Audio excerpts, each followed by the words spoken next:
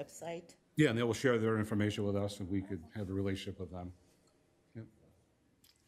I think if we do that, we need to go over as a board Sure. and see, and sort of see what they're doing. So we're gonna start a fundraiser, bottle drive, bake sales, car washes. Well, you can't really do car washes, kind of a low water time, but unique fundraising opportunities. So I don't think we need, I think it's great. I checked them out online, and they are for the town and region of York in the UK. They are a historical society, but more than that, they're sort of a combination of a historical society and our historic district commission. So they work on, in addition to sharing the history of their York, they work to preserve buildings and just maintain the character of their York. And it looks like a common entity in the UK, and this one happens to be York. so would you like to do a vote, or you just want me to acknowledge through letter? They'll share it with you, we'll send it to them saying that we're interested in becoming, starting this relationship. I think a Thank you letter for your would be offer. nice. Okay, yeah, so I'll follow up on that. It's almost like a, what do you call a sister city? Yeah. or- Yeah, that'd be great. We'll find out about many Yorks, maybe. And as Peter pointed out, their paper's even a different size. Crashed the copier this morning. When I selected metric A4, the thing restarted because it had been running all A little bit weekend. larger, a little bit taller, a little bit wider. So that's great, good. So we'll reach out to them, so thank you for that. So those are the items had under chair's report. The other I'll bring up under future agendas when we get to the back end of our agenda. So, Mr. Manager? Oh, I have a question. Yes. First of all, last time we talked, speaking of letters, we talked about a letter in support, once again, of the York Hospital proposed transaction with Maine would Health. like- Did that go out? I think we mentioned to put that on hold. They were in the process of doing something, and I inquired, and they would like to have that on hold. for a Okay. little bit. Right, Marilyn reached out to me and said, we hold that, and I said. Okay, good to know. Yep, Thank good- you. Good to ask that question. Manager's report? All right, Mr. Chair, thank you very much. I've got two interesting pieces of news here. Well, one that's interesting. So we've heard a little bit over the past few meetings about Heart to Heart, which is the nonprofit ride provision service for appointments and things like that that's run in town. It's a volunteer organization. Judd Knox, who's well-known in the community, was running that organization, recently stepped down. It got some media coverage, and then we also started getting a bunch of contacts just asking what's going to become of it, because a lot of people rely on it. I've heard some conversations, firsthand reports out of conversations, and there is a plan in place to take that over. The organization doing so is not ready to announce the service or who it is yet, because all the pieces aren't in place, but the public can be somewhat assured that there is a plan, that there are interested parties to continue providing the service, and people are moving towards that. I'll let the organization that's going to be doing it, it's not the town, so we'll let them announce that when the time is right, but just, which will be pretty shortly here, but just wanted, I know a lot of people have been contacting the board, myself, asking what the status is. There is a conversation that's happening and a very close to fruition plan, and as soon as that's ready to announce, it'll be announced publicly by the organization doing it. So I think that's exciting, because I know a few people were nervous about that in the community. So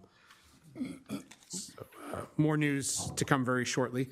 I was also asked to follow up on we had a request at 2 meetings ago, I believe, for a construction trailer at Fieldstone Estates, the property on Fieldstone Estates that we didn't move forward with, and the question was asked of the Code Enforcement Department to follow up on that.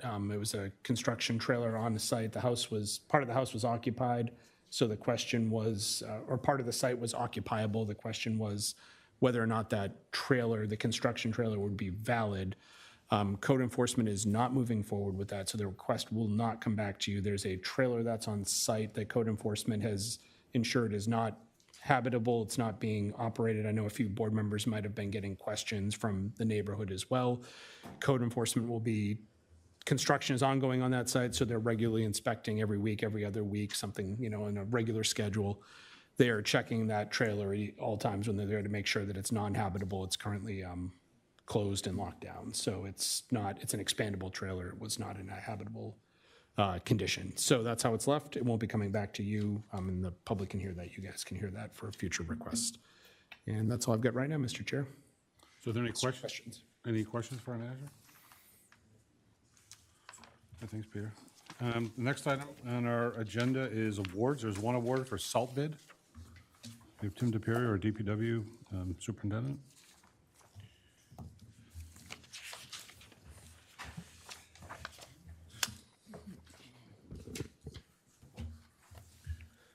Good evening. I'm Tim DePerio, Superintendent of Public Works. I'm here tonight to seek approval for the purchase of road salt for the 2026-2027 winter season. This past spring, the Southern Maine Planning and Development Commission and the State of Maine administered statewide bids for the purchase of road salt for the upcoming winter. SMPDC's low bid was from Eastern Salt at $89 a ton.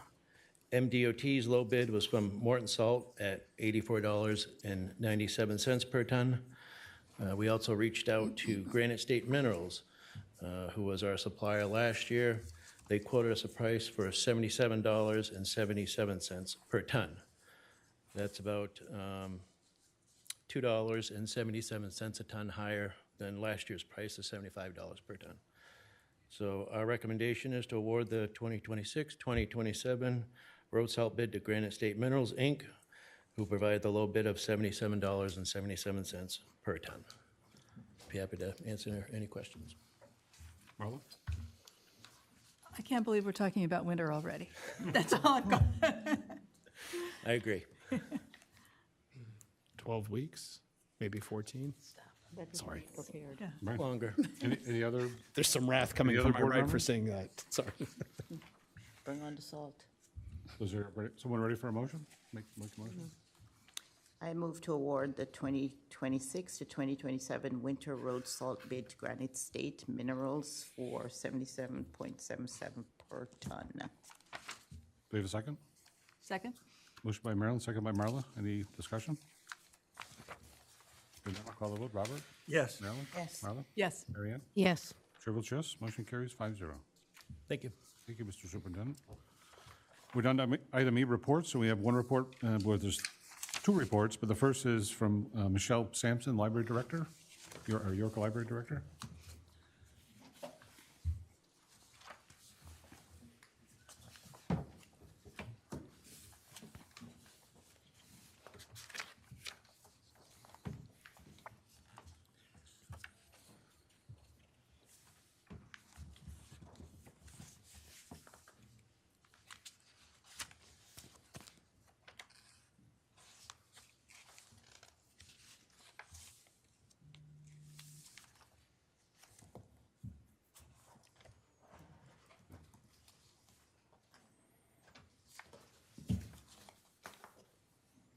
Good evening, everyone. You hear me okay? I thought I would take an opportunity tonight to fill everyone in on the fiscal year that was. So thank you for accommodating our report tonight. I will be focusing on 4 areas: the investments in our technology and the facility itself, the launch of new programs, strengthening community partnerships, and fundraising. We tackled several building and grounds projects this year. Major projects included the replacement of the building's boiler, repairs to one of the retaining walls, the removal of 12 dead ash trees, the completion of a teen room refresh, and the creation of a new space for tweens. And I'll speak more about the last 2 in just a minute. I should note that all of these initiatives were funded 100% by the York Public Library Association. We updated equipment and expanded access to digital literacy opportunities over the course of this last fiscal year. Behind the scenes, we upgraded our technology infrastructure by replacing all of the building's Wi-Fi access points, updating a subset of public and staff PCs, and improving network security by separating the staff and the public access networks. We explored emerging technologies with a program series on AI, introducing parents, including parents and patrons, to both the practical and creative possibilities of AI. Bless you. We completed our Digital Learning Lab initiative, which was funded by a $10,000 grant from the American Library Association through their Libraries Transforming Communities initiative. The grant allowed us to purchase equipment and offer workshops in graphic design, robotics, coding, and podcasting for elementary-aged children. We're now in the process of scaling these programs up for other ages. We received a second $10,000 grant from ALA to outfit the Wheeler Room with video conferencing capabilities, so that's to come. We launched Erin's Place in the Youth Services Department. You might remember a year and a half ago, the community lost a vibrant young lady by the name of Erin Fell. Erin was 15 when she passed away, and when she was alive, she made no secret of the fact that the library was her favorite place. So with a generous gift from the Fell family and a tidal wave of gifts from community members, friends, and family that were made to the library in her memory, we created Erin's Place. If you haven't had a chance to see it, it's quite something. It's located in the back left-hand corner of the Youth Services Department. Erin loved nothing more than gaming and hanging out with her friends, so we carved out a space in the back corner with some fun carpeting, some comfy cushions and furnishings, and also tricked it out with gaming PCs, laptops, a Nintendo Switch, a flat screen TV, and of course, board games as well, because people still play those. For our teens, we continued to focus on what they told us they wanted most: a welcoming place to simply be themselves, hang out with their friends, and engage at their own pace. Some highlights from this year. On the right, you will see this is the ribbon cutting from the Teen Room Refresh that was funded entirely by York Wise. There's new carpeting, furniture, technology. It looks pretty great if you haven't had a chance to see it yet. We hosted our first prom closet. This is something that libraries across the country do, although I'm not aware of any in Maine. It doesn't mean they don't exist, not one I've heard of anyway. People donated gently used and often brand new dresses with tags on, prom dresses for those who otherwise might not be able to afford to go to a prom. We had about 30 area teens who found their gowns at our library. We hosted creative programs like establishing indoor herb gardens and creating a life-sized Candyland game, which library visitors got to play that weekend, and some of the staff did too. We started last fiscal year off with a fresh start. We had a new head of youth services who joined us from an elementary school background. Her arrival marked the first time the department was fully staffed in over a year.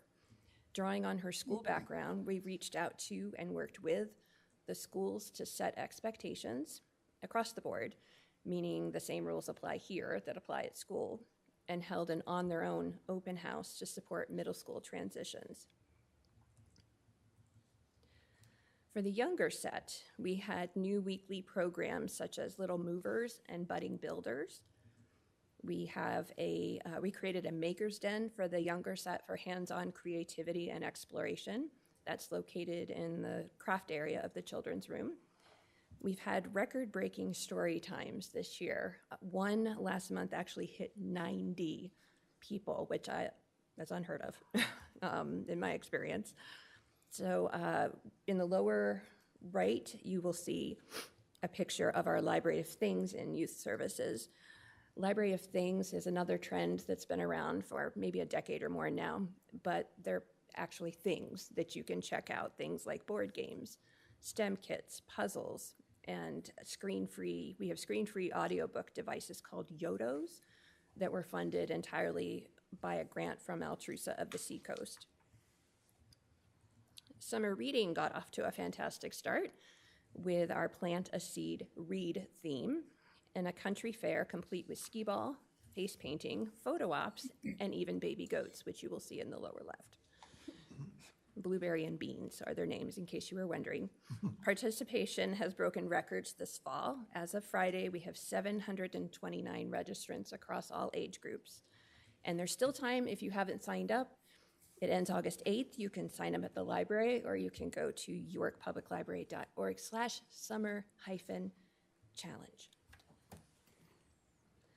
For the grown-up set, our programs for adults reflected our commitment to civic engagement, lifelong learning, and community wellness. We had a reprise of last May's Mental Wellness Month, where we held a series of programs on various aspects of mental wellness. For example, this year we partnered with Cornerstone VNA for healthy ways to manage stress, and with the Maine Prevention Network for a program on healthy teens that was geared to parents, guardians, caregivers, and community members. Thanks in part to the York Rotary Club, we were able to create 300 mental health kits for teens and tweens, which we then distributed to the high and middle schools. We held our 3rd annual Dan Bancroft Lecture Series on civic engagement and leadership last fall. We hosted Maine journalist Colin Woodard, a Pulitzer nominee who is known for, among other things, his books on regional cultures going back to our founding fathers and how these cultures have shaped the political landscape through the centuries. We also launched a cookbook club and brought back a climate series. The aforementioned AI program series touched on how to use it for graphic design, using chatbots, as well as identifying its risks, benefits, and responsibilities. I will plug, we have another one coming up on August 20th. Next Level AI. It focuses on what it is, what it isn't, and how to use it confidently as a creative helper rather than a search engine. And this will be a UNH professor of finance who will be leading that. Registration is open and limited. We also have another program in the works on using AI as your personal life coach. I don't know the date, but I am already signed up. Fundraising. We introduced some new membership benefits this past year. As I think all of you know, the library is owned and governed by the York Public Library Association. Each year we have an annual membership appeal, and there are various levels of supporting membership. Being a supporting member now comes with perks, including decals, special communications, etc. One of the perks was our first annual Lighthouses and Legends donor appreciation event at the Viewpoint Hotel last September. This year, we will be opening it up and selling tickets as a fundraiser, so stay tuned for that. Our 3rd annual mini golf fundraiser was our most successful yet, with both higher attendance and revenue. This year, the winner was a tie, Big Putts and the Diva Divots, as you can see by the lower right-hand photo. There was a knockdown drag out over the trophy right in front of the fireplace. A generous donation of seed money also afforded us the debut of more YPL merch: water bottles, bumper stickers, t-shirts, totes, note cards. And you may be surprised to learn that this December marks the building's 25th anniversary. We are launching a 25 Years Strong initiative to help pay for critical building maintenance, ongoing stewardship, building efficiency upgrades, expanded programming and collections, and for our endowment to help build long-term financial resilience. We've been very fortunate to have partnered with many organizations, including the town of York, but also Yorkwise, without whom we could not have redone the teen hangout room. And these are some of the other organizations, not all, but a list of some of the organizations we've worked with this past year. And this was a quote, this was something somebody wrote about us. We talk a lot in this town about wanting to preserve what makes York special, the small town feel, the local character, the sense that neighbors still know each other. The library is where that actually lives. And this is a photo from the last Bancroft Lecture Series. And that's all I have. Just thank you for helping make the library a place for everyone to learn and connect and have a good time. Thank you, Michelle. The members may have questions, I don't know, but I'm going to ask. Any questions for Michelle? Mary Ann? I just have a comment. I've had the opportunity to come to the library with my grandchildren, and it's been ongoing for years, and I've gone to some of the adult programs and such. And the library is a home run for this town of York. I appreciate from soup to nuts all that you've done, and I've been here, and you see Mahjong, and you see the kids come in from school, and there's just a lot going on here, and I think you provide a very good environment, and I thank you for doing that and your team. Thank you for saying that. All right, Marilyn? I just want to thank you. As the liaison from the board to the library, it's always so much fun just to see all the things that goes into the programming, but just the dedication of each of the member on the library board, it's really amazing. And they're strong and they're ferocious and they want to see things get done. So thank you guys for all you do. Thank you. Thank you. Thank you. Thank you, Michelle. Item number 2 under reports, E, Bog Road Bathrooms Project. Pete Murray, our Parks and Rec Director.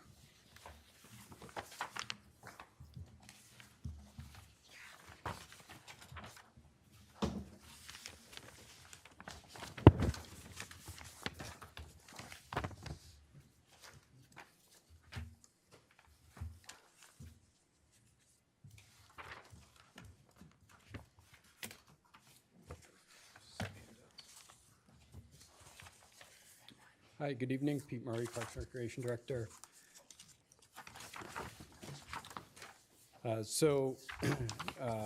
The Bog Road restroom project is well underway.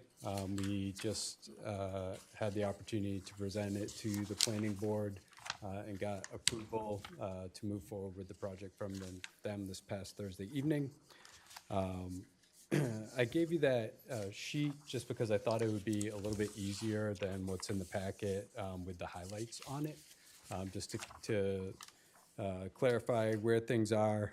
So right now we have 3 locations with water, the maintenance building, and the 2 snack bars, one up at the football field and one just outside of the baseball field. We typically have porta potties up at the football field and down near the soccer lacrosse fields.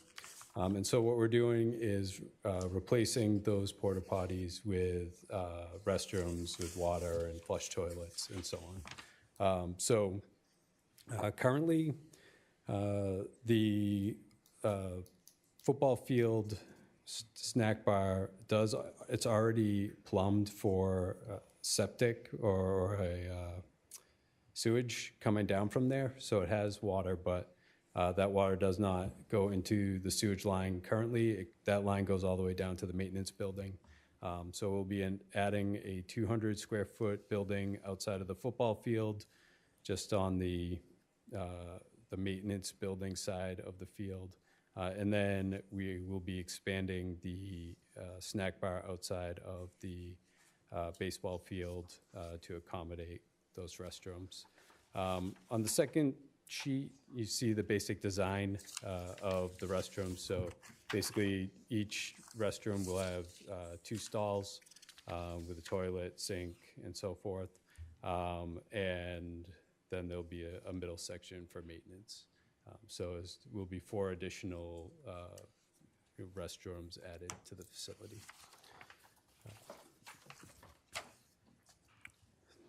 So that's where current conditions are and what we have planned. All the running water will now filter down to a septic system. You can see the septic system highlighted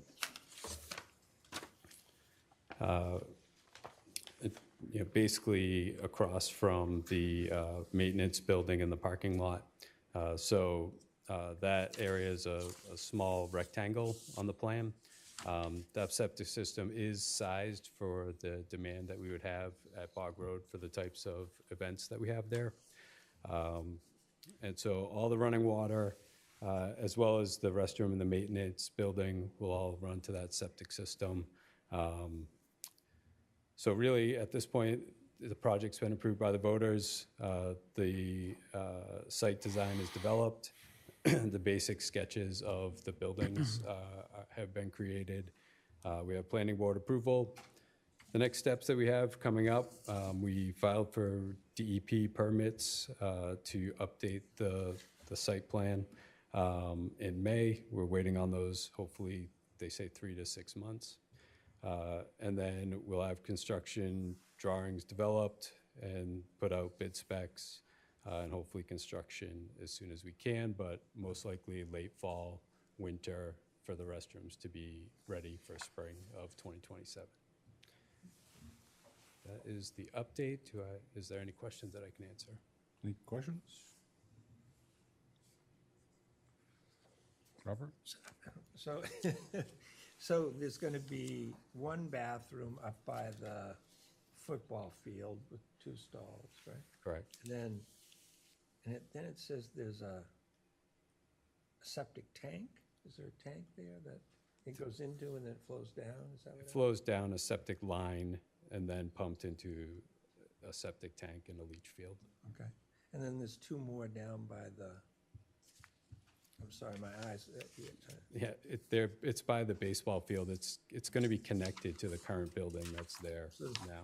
two bathrooms, each with 2 stalls. Correct. Okay. And then do I understand bathroom for employees inside the maintenance building as Yeah, well? so that will be a 5th bathroom. That will be inside the building. And that one will be available all year long, whereas the other 2 would be winterized in the winter. So just building on your last statement, so the operational season is, what, April to, Typically April to November, and then hours-wise, is it a 7-day-a-week facility, or? 7 days a week. Yeah. So- It's probably going to be, our staff get there about 6 o'clock in the morning. We'll likely it'll probably be dusk because there's no lights Right. at Bog Road. So that's when they'll likely be shut down. But we haven't really gotten to that point Yeah, of right. discussing the hours. It's a great addition. I know it's been talked about for a long time, and the voters approved it pretty wide, wide margin from, that great playground there to all the other athletic activities that happen there. Not to mention the staff needing their own staff. I think it'll make a big difference. We have had people, we actually have pretty clean porta potties out there, and we do use who we consider the best company. But, there are people that just won't use them. And so I think it'll be a really big improvement. It was always part of that Bog Road complex to have this sort of next level that you're talking about now happen there, with the field was already established and identified in future permitting, so. Yeah, and I inherited the septic design that was already ready to go. Like you said, the sewer line coming down from the upper football field was in place, so this is just taking that next step. Right. Great project. Any other questions? Marla and Mary Ann? So, will this allow the snack, the concessions facility or facilities to do more than they're doing now? Potentially, we haven't actually discussed it. So those are run by Little League and York Youth Football. So I'm just the thinking nice about the part is they'll have- fundraising opportunities for them if they can do more, I don't, Yeah, absolutely. Having running water and being able to dispose of it properly, I think will open up opportunities for them. great. Mary Ann? It was just a comment. I drove down there yesterday just to scout out what we were talking about tonight, and it looks marvelous. It's been years since I've gone down there, and it's grown with what it offers the community. And I was going to ask you, is it for York Youth Football and York Soccer Club and Little League, all those groups? I think it's phenomenal. I didn't realize the improvements, and this will be another great improvement. So thank you. Thank you for that. Yeah, thank you. Thanks, Peter. All right, great. Thank you. Okay, on the radar?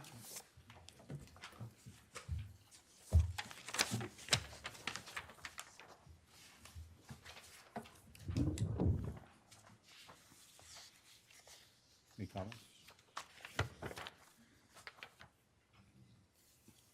The next STRR update, do we expect something next month? Or did I miss that on this? Possibly as soon as next month, end of next month, but we've got a pretty hectic schedule at the end of August, so 1st of September, first meeting of September, although last meeting in August is a possibility if the chair and vice chair think it's a good fit. We should have, starting at the beginning of, the next 2 weeks or so, we should have the ability to, one thing that there was interest in was exporting and cross-referencing the addresses with the PD and the fire department, our records management system for public safety. And that was the next step, where there'd be measurable data along with addresses and things like that, so.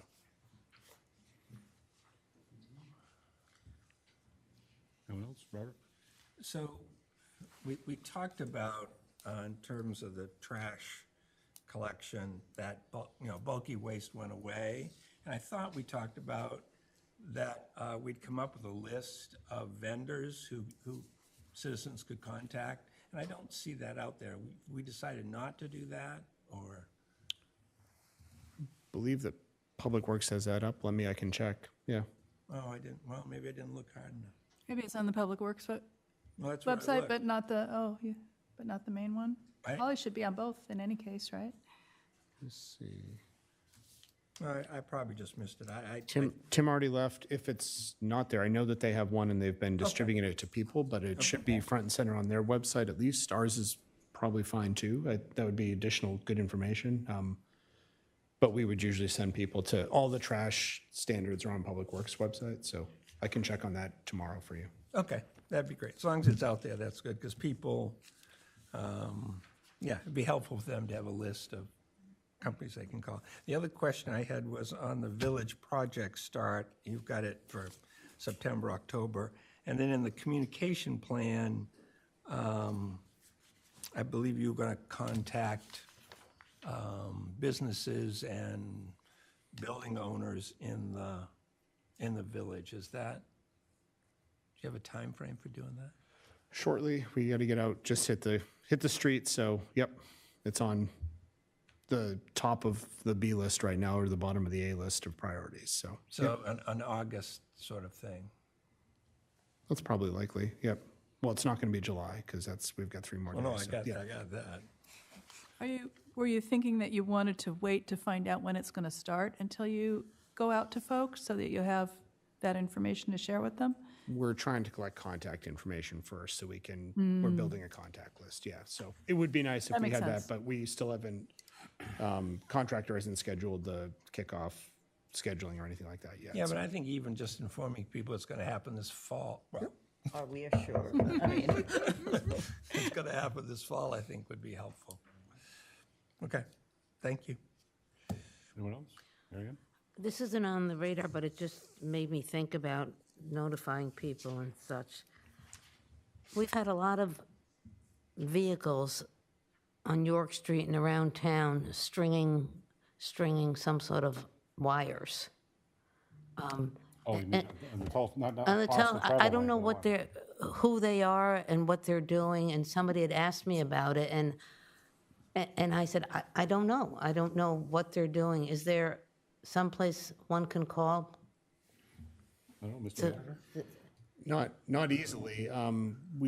So those are complete pole replacements. So every day it's a different organization out there. So the people who are setting the poles are subcontractors for the pole owners. So it's either, depending by pole, it's either CMP or one of the telecommunications. So, the successor to AT&T, Verizon, whoever that is, Consolidated Communications now. In all but rare instances, it's one of those two entities, but they contract different people. I believe the entire York Street pole run is being replaced one at a time. So that means then that everyone who owns space on that pole has to get up there and move the wires onto the new poles. So it's like 4, 5, 8 different, depending what's up there, different contractors that have to be up there to move things. So CMP starts when you see the 3 wires at the top or the 4 wires at the top. So that's CMP, and then everything underneath that is some form of communications. wow. Whether it's cable, phone, fiber optic, alarm wires, all down, yeah. A lot of wires. So I don't have a good schedule. I could look into that. We could ask, reach out to CMP, and they're doing the initial, but I just don't know we find out kind of like daily or a few days in advance at the PD. They request whether there needs to be a detail or not, and most of those are flagged, not detailed, because it's a low-speed zone. So at least there's a contact person at the PD if there's a, There usually is at the start of that kind of a process, and they ask us whether, because the PD can require detail for utility work, at low speed, they usually do not. thank you. If it's out, you'll see on Route 1 where the sewer project is going on, different type of utility, but it's the same process. They contact and they're told, if you're working in Route 1, if you're going to be disrupting traffic where Donica Road, Radon Road? well, it's Donica, right? The loop? Yeah, where Donica meets Route 1 there by the river, that police detail are out there if they're going to be getting into kind of the high-speed zone, where they might not be if it's work that's up in the center part of Donica Road. So. Thank you, yeah, it was just poised of me of who they were and what they were doing. So. There's a lot of I different got the people. same question. Somebody said it seems like way more than prior years. A lot of different people out there. That's the problem. Going So on. different contractors, yeah. So Peter, one other one I'd like to add on here at some point, don't have a month to drop it into or anything, but it was a meeting that I was not able to attend, and there was an executive session talking with our legal counsel about charter commission, charter amendments, minor, major.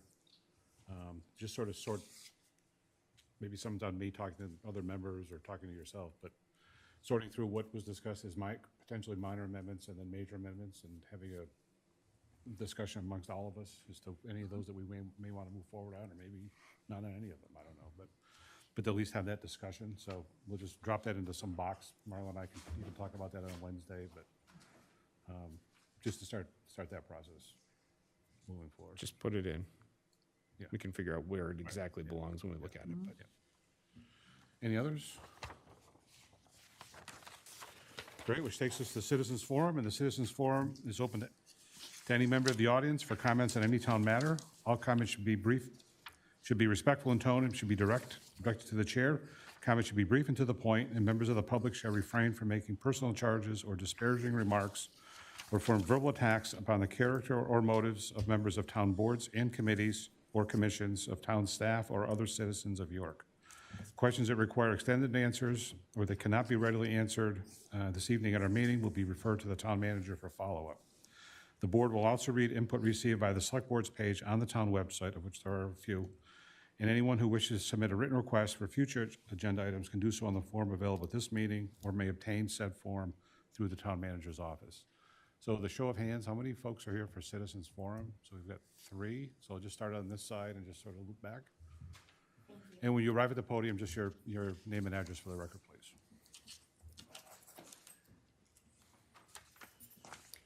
My name is Erin McGann. I have 2 comments tonight. First one is as a private citizen, so my address is on Emus Way. I want to address the need for improved cell service in our town. And actually, I was sitting out there and opened my phone, and I was on SOS before I joined the Wi-Fi here. Our communication systems fail in the summer every year. Last week, I was at York Hospital trying to help a client get services. And in order to get those services, I needed to be able to get return phone calls, and I could not get any return phone calls at the hospital. If I stood in the parking lot with one hand up and my leg out to the left, sometimes I could get my phone to ring. So I just want to, just ask that we can continue looking into that. I know that there is a private citizen that is putting a cell tower up, which is amazing, but I would hope that our town would work on getting that infrastructure together for us. My second comment, I should be able to make this all within the 3 minutes allotment, is as the president of the library board. It has come to our attention that individuals have been camping in our parking lot. They have been charging their electronics, including generators, with our outside plugs. And today we learned that the library has been listed on an app as a safe place to camp. Yes, and last month, our library bill was the highest it's been in the last 15 years, and we feel like we've cracked the nut as to why that's happening since people are camping here. We don't have an accessible restroom for folks, obviously, when the library is closed. So we don't know where people are going to the bathroom or dumping out bad water. So the library board is taking steps to protect the property and resources. We'll be posting no camping and no overnight parking signs and installing locks on our exterior plugs, electrical outlets. And then we do intend to add language in the MOU the next time that comes up to address this issue. And I just kind of wanted to let you guys know that this was going on. And since it's going on here, you may want to check at Town Hall too. Thanks. Have you explored even turning off Wi-Fi at a certain period of time? No, hadn't even thought of that. Thank you. Whether That's it's a 10 o'clock, 11, midnight, I mean, some periods, Yeah. shut it off. That's a good thought. We'll look into that tomorrow. We were all kind of shocked about this morning when we came in, and then there was a guy actually sitting in a camp chair on the front porch and just like hanging out and had his generator plugged in. And yeah, it was just all very shocking. So we've looked at some of the past videos to see other stuff. And then one of the neighbors came over and told us that there have been people coming and stringing up lights and all sorts of stuff. So yeah, apparently the library is the hop in place on Sunday nights, just in case you didn't know where to go. That's where I'll be. from now on. Thanks, y'all. Thank you. Yes, sir.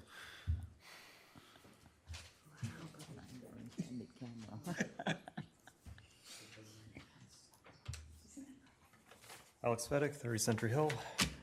Hello and good evening. November 2020, the election was stolen. Trump's words, not mine. Lately, Marco Rubio, our Secretary of State, is also known for joining in on this rhetoric. Our elections are by no means compromised. What really matters is that people show up to vote in their own democracy. I say this because the current administration in the White House is pretending like the elections are stolen by a few thousand ballots that remain registered in error among a population of over 150 million voters. A small subset of ballots is not statistically possible to create that kind of error, and in the last election, only 20 cases have actually led to an arrest, so it's basically nothing.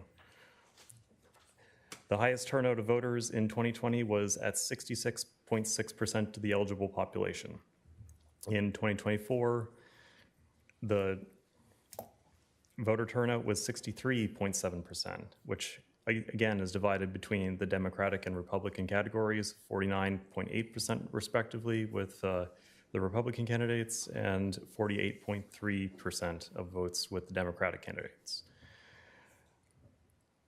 That is in a year where we've seen a 2.3% loss in voter turnout of the general population. Additionally, voting isn't your only means of voicing your opinion. The important part is to be an informed citizen. Each state representative can be contacted and should be contacted over issues you want to address. Lately, in this month of July, on the 22nd, Bill HR 8800, the National Defense Authorization Act of 2027. The House voted to pass the bill with 216 votes yay versus 212 votes nay. Jared Golden of Maine was one of 6 Democratic representatives that voted yes on this bill. Within NDAA 2027, there is a section discussing a partnership with the foreign nation of Israel and integrating of military technologies. I decided to write to my representatives to address this issue. There is no way that tax dollars we pay should be supporting the military of a foreign nation engaging in genocide. And just to keep the point home is that, again, we only had 23% of voters in our local election, is that correct? Of the eligible voters? Close, yeah. Around 23%. So, for perspective. Thank you. Thank you. And we had one more.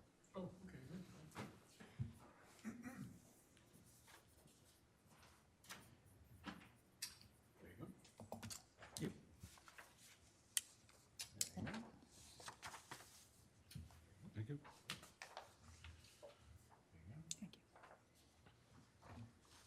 Thank you, James. Thank you, James.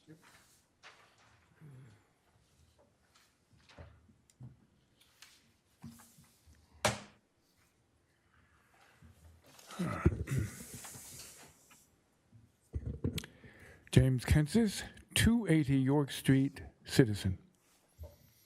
It didn't happen in one of the nation's largest cities, Los Angeles or Chicago. It didn't happen many hundreds of miles away from York.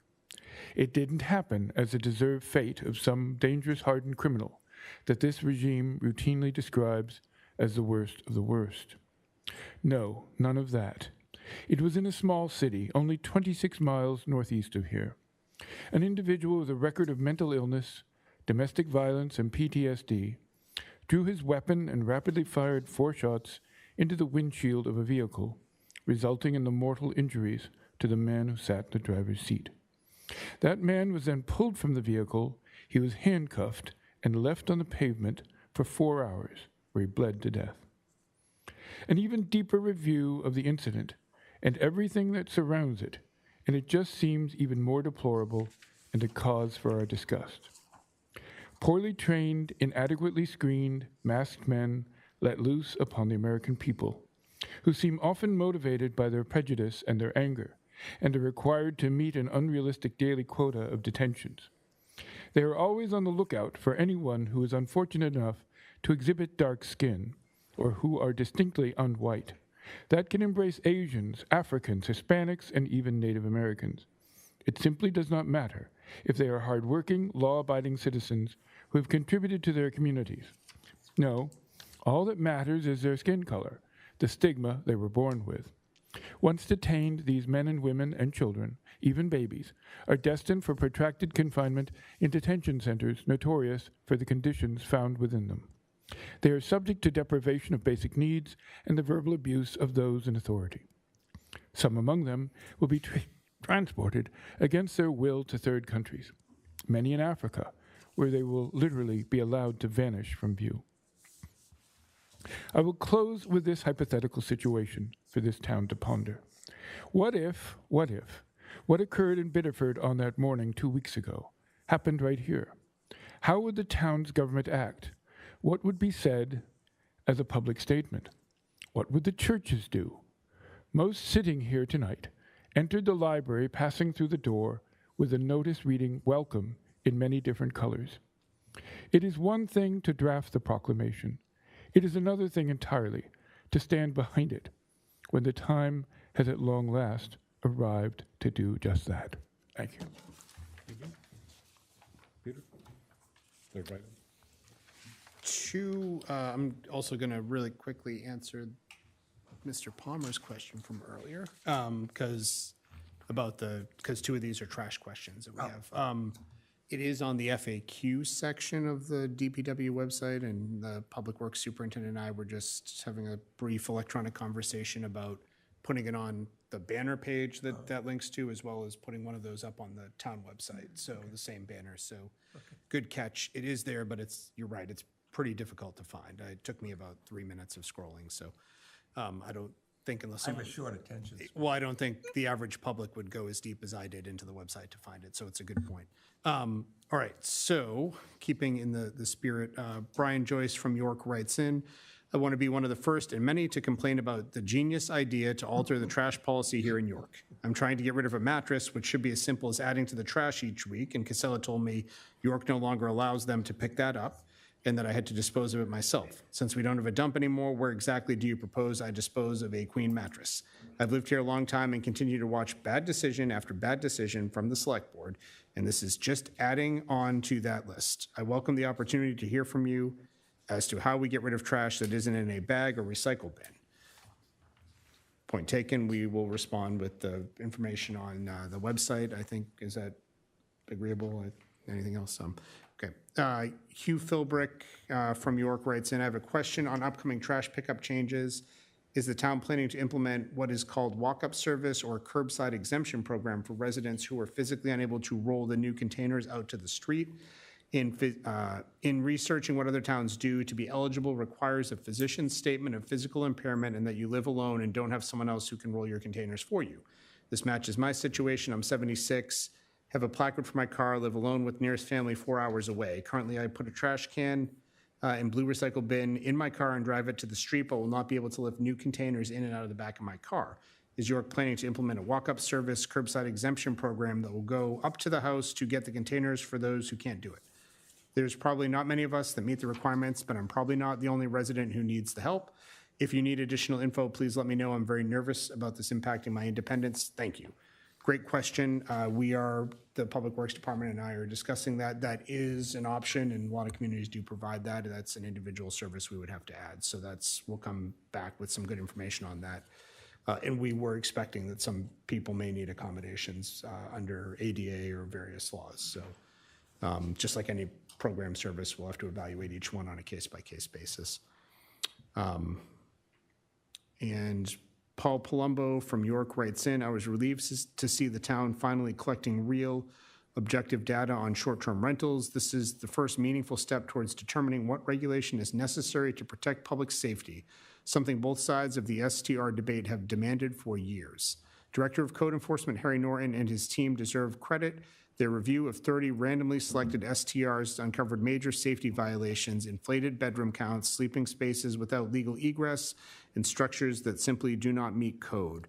Out of the 30 properties, only 4 were fully compliant. 2 had egregious life safety hazards requiring immediate action. In most cases, the number of bedrooms advertised exceeded what is listed on the York property card. These are not minor oversights. They're violations of York ordinances and direct threats to occupant safety. These findings should have jolted the Select Board into action. Instead, reaction was more like tap the brakes. Comments such as this is not supposed to be a fishing expedition and tread lightly are difficult to reconcile with the seriousness of the safety issues identified. At several points, Mr. Norton even found himself having to defend basic premise of enforcing existing codes, an astonishing position for any public safety official to be placed in. This is exactly why data collection was necessary. If occupancy, egress, parking, and safety rules had been consistently enforced, we wouldn't still be debating STR regulation. And spending $15,000 on a study only makes sense if the results are used to protect the public, not set aside. It is important to note that the strongest pushback during the discussion came from a Select Board member whose family owns and operates STRs in town. Given the stakes, public safety, enforcement integrity, and community trust, it is essential that STR deliberations proceed without any conflicts of interest, real or perceived. And do you see any come in, Mr. Chair? Nothing came in. All right, that's it.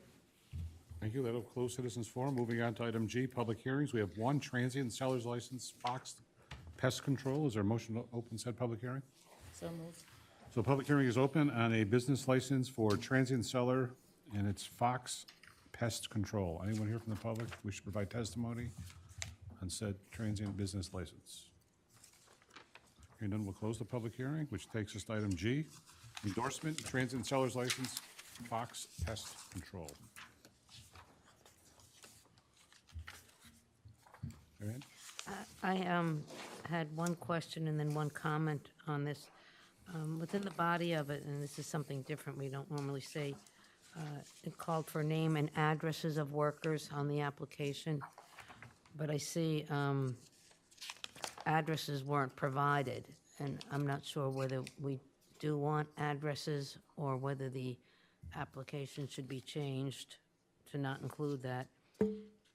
And then on the second page at the bottom, it reads agent for Board of Selectmen, just something that we should change, agent for Select Board. Those are mine. Catch. I know that the PD collects IDs of everybody that's listed here, so they run those separately. Did get the names and addresses of all of them. We just didn't put their addresses in the packet for public view. But the PD has all of their driver's and license information, and they've all been vetted. Perfect. Good to know. Not- Anyone else? So procedural question, because we'll probably may get calls, may not, may see something on social media, maybe not, or our write-in portal. So will they have identifying lanyards and badges that are issued by PD, or how does one know in town that they have been vetted and are approved by our board and our police department? We don't issue any documentation.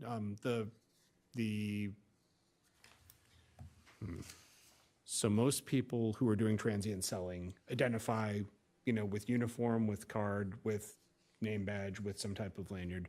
It's not town issued. The town issued part is that we frequently get, when people go door to door, which is a good thing, that the town gets repeated calls for service. So it's both for dispatch to know that somebody is out there when they get the calls, so they don't need to send somebody to investigate. Oh, I was just approached by somebody from Fox, is it Fox Pest? Fox Pest Control. Is this a legitimate company? Yes, they're vetted.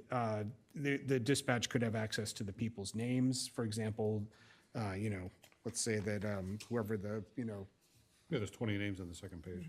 Todd Frederick from Fox Pest Control just knocked on my door. Yes, he's a listed seller, so they can provide that information without police having to go.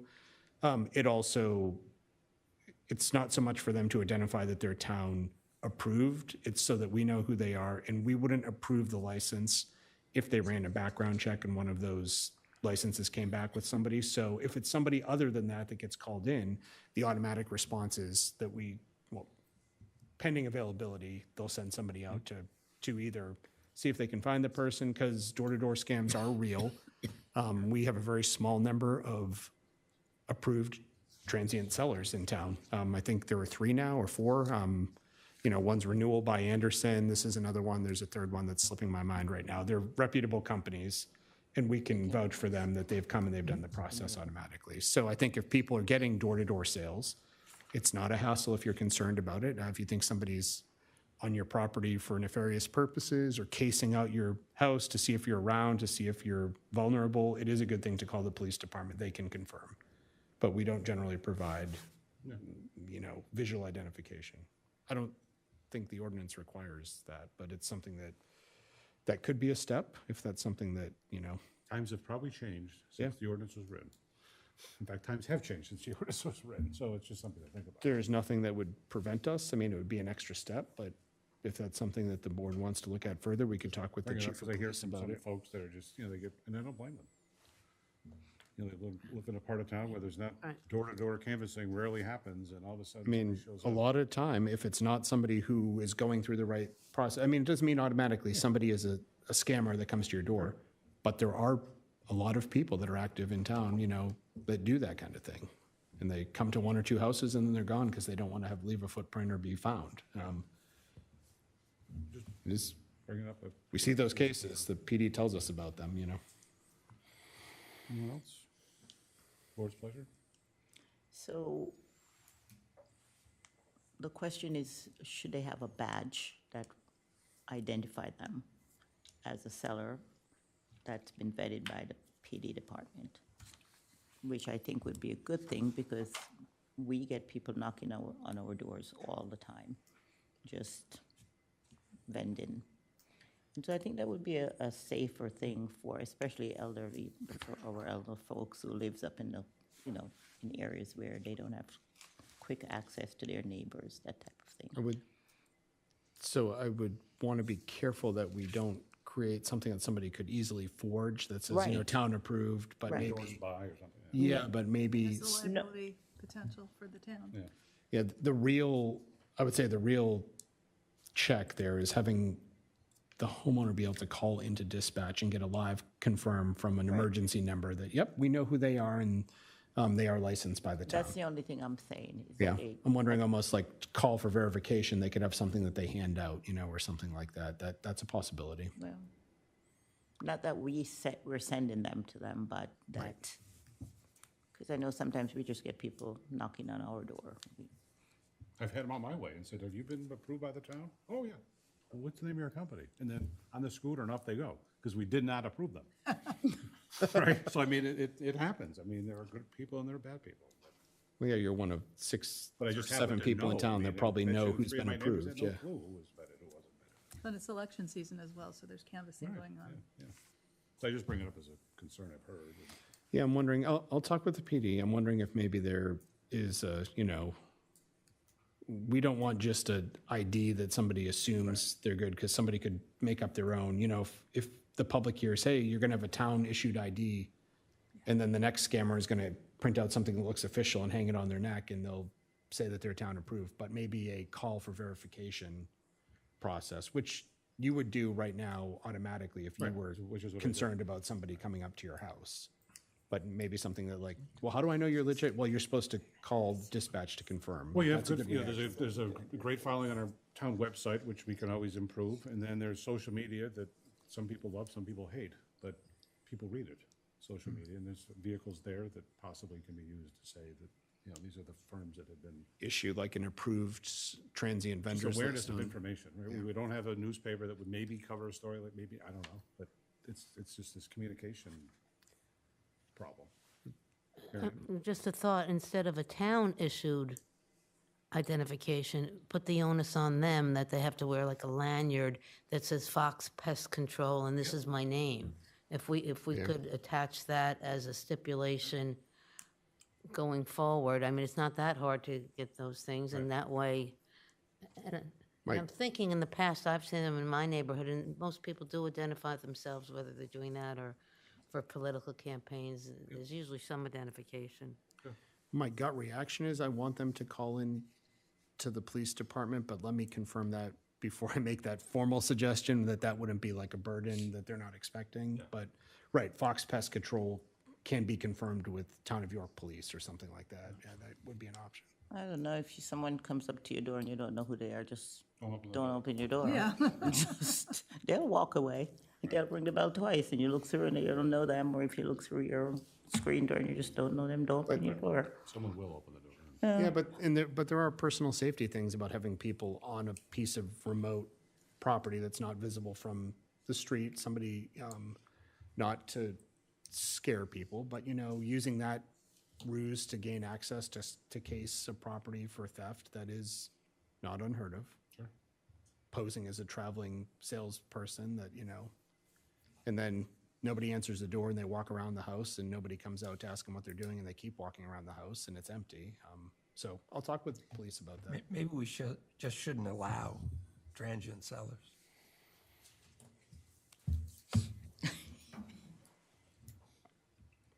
We don't have many. We don't. I can't think I have ever bought anything from someone who walks up to me and says, "Oh, your neighbors, they like our service. Would you like it?" No, because that happened the other day, and they said, "Oh," and it was pest control. "Oh, we do pest control." No, I don't really want that. Really? I said, "No, I like pests." That's a great idea. We don't have to approve this. And there goes the problem.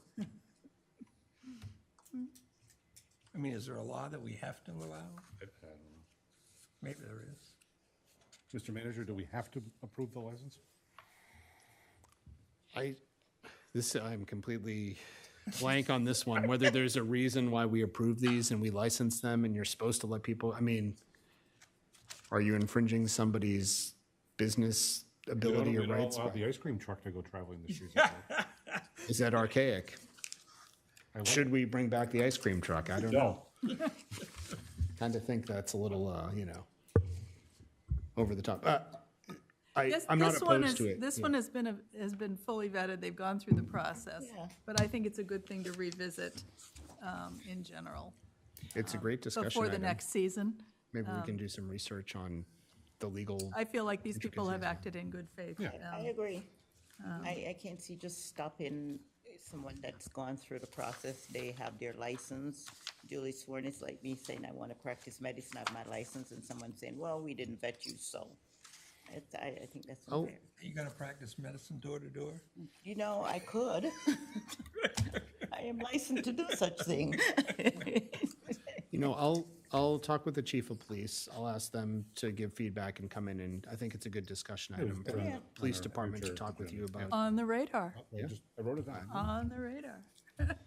because they know a lot better than I do what the actual risk of transient selling is and scam and things like that, so. So what's the board's pleasure? Don't we, is this a different Fox Pest?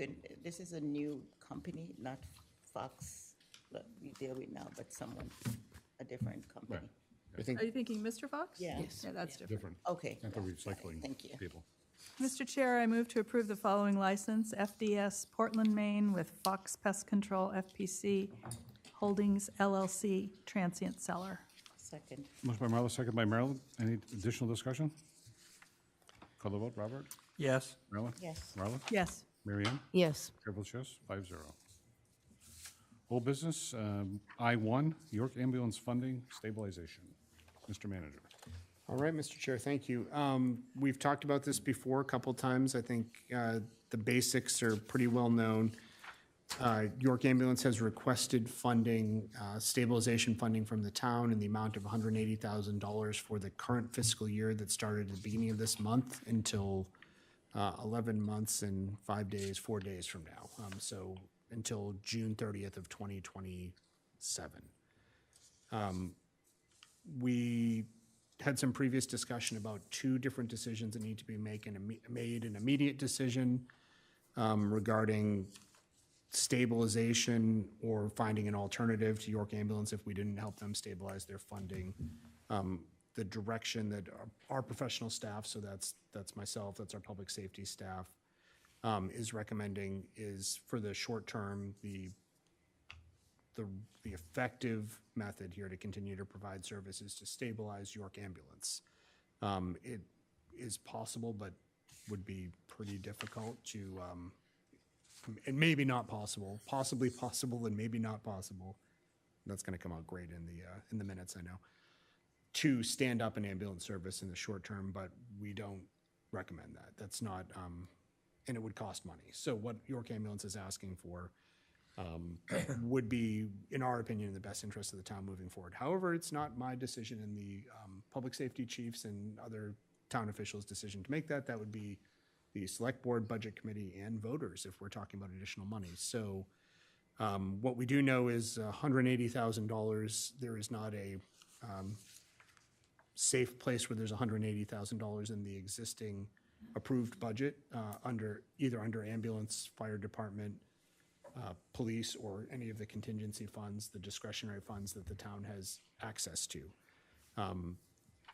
So that would, in all but a very limited number of possible scenarios, would involve additional funding being appropriated at a special budget referendum. So that could occur in November at the time of the general election referendum. Doesn't mean you have to agree to that, or the budget committee has to agree to that. However, that lines up with roughly with the time of where York Ambulance Association is projecting that they will need funding, influx of funding to continue operations. So I think there's a fit there.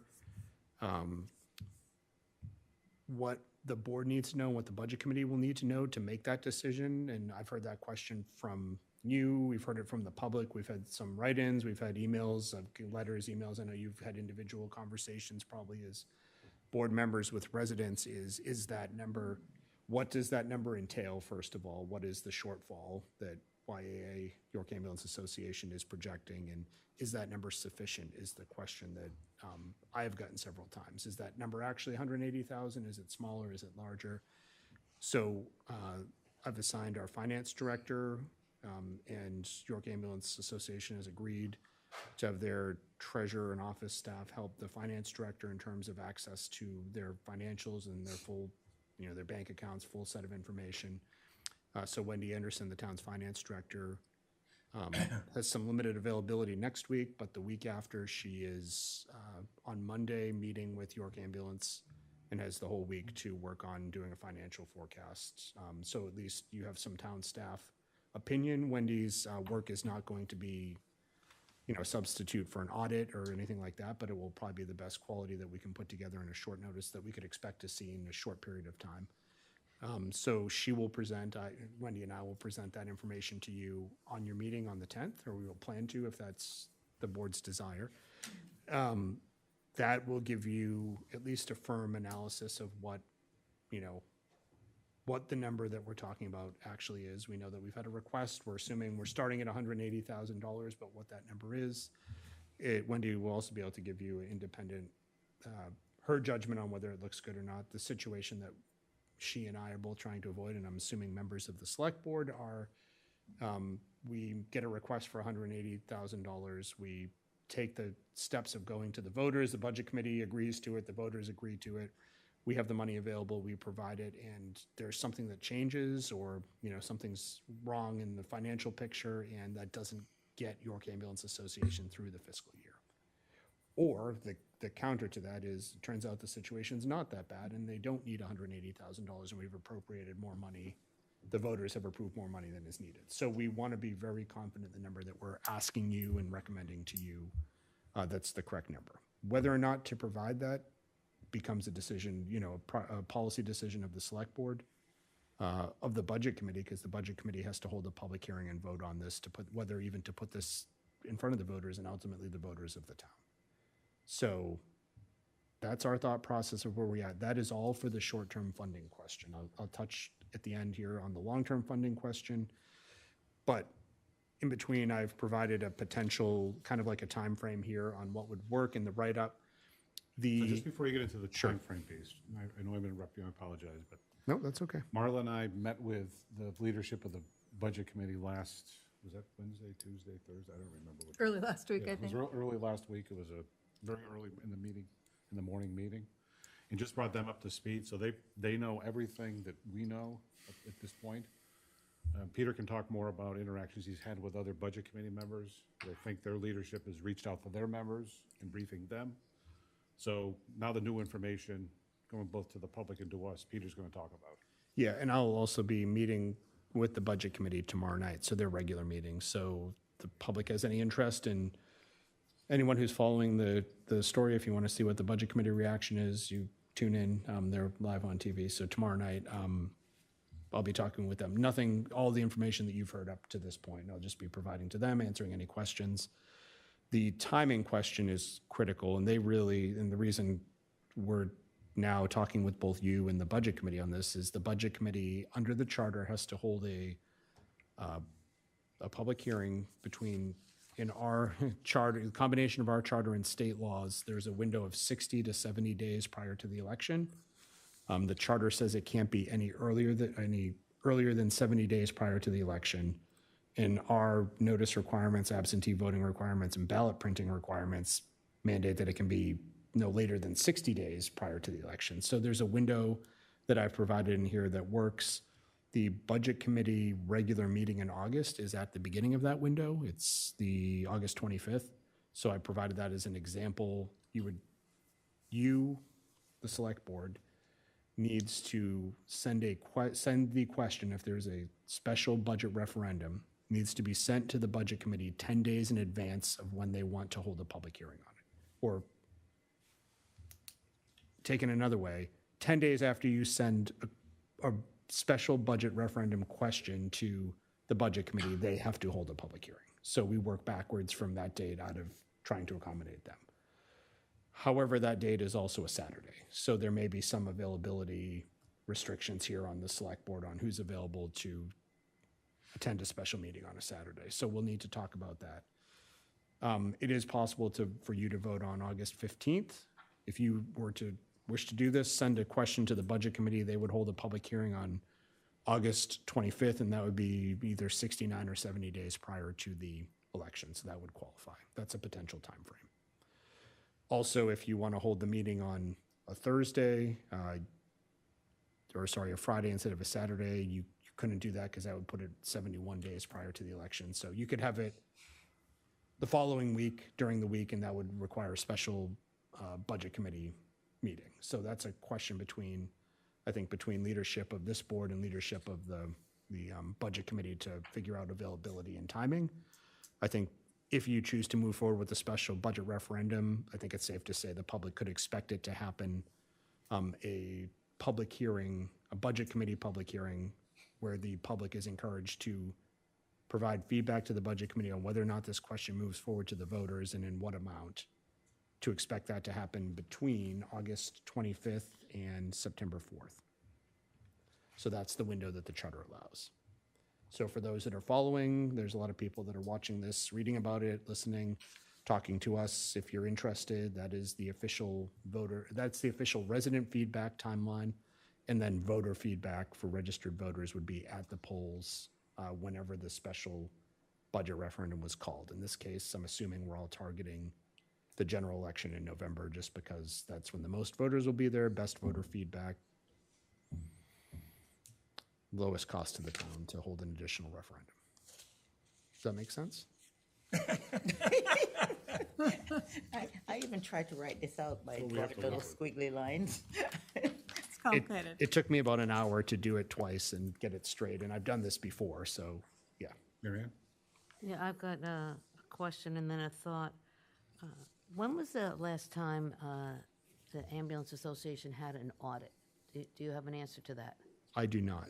I know there's a person from the Ambulance Association here. I can ask if they know that answer. If they don't, they can just nod their head left and right. They do not know the answer to that question. And So we can. Is that a don't know the answer or has,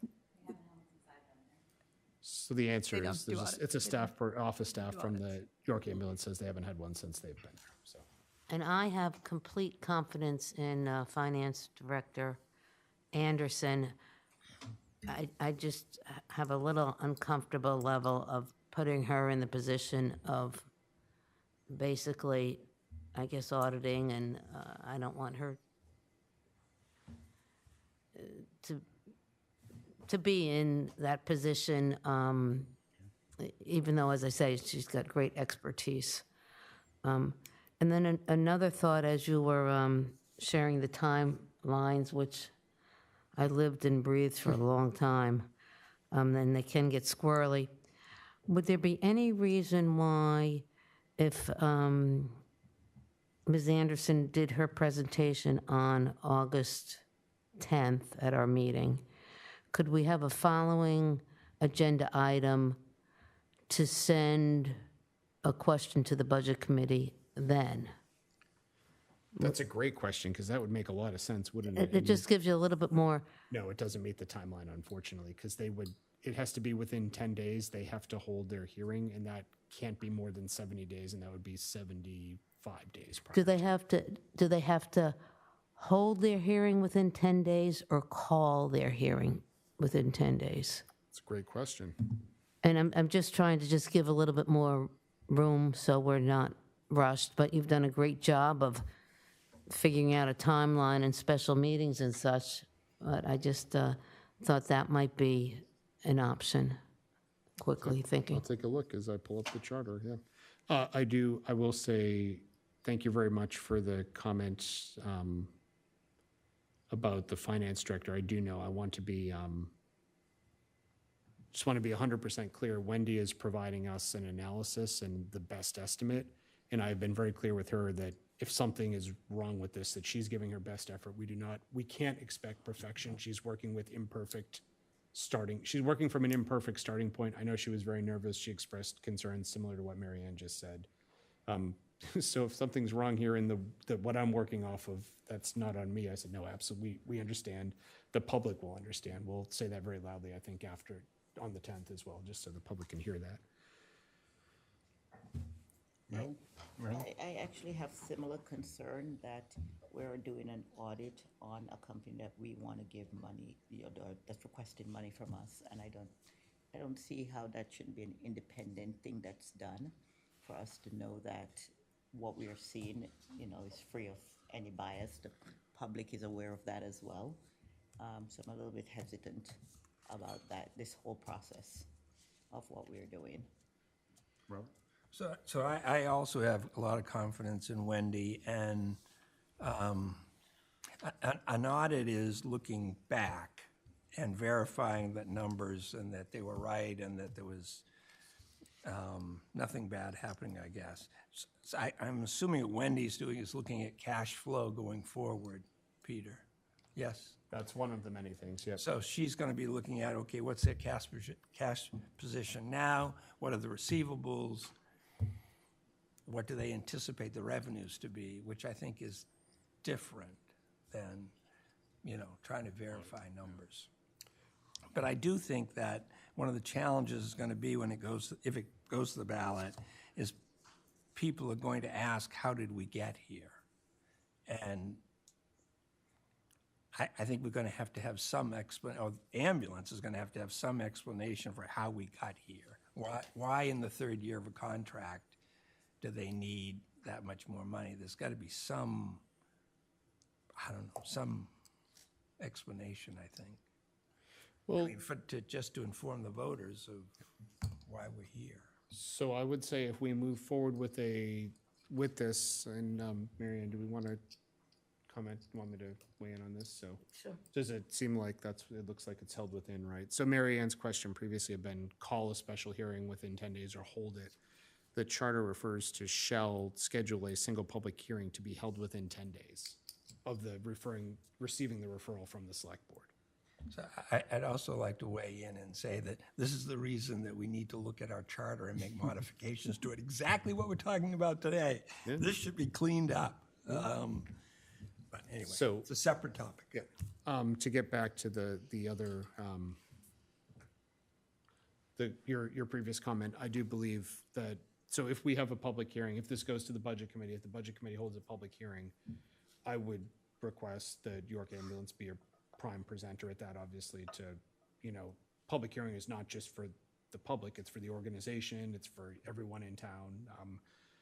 Before that, that'll be up to the budget committee chair and vice chair, but I would certainly recommend that we get a presentation, they get a presentation, we, the town, get a presentation.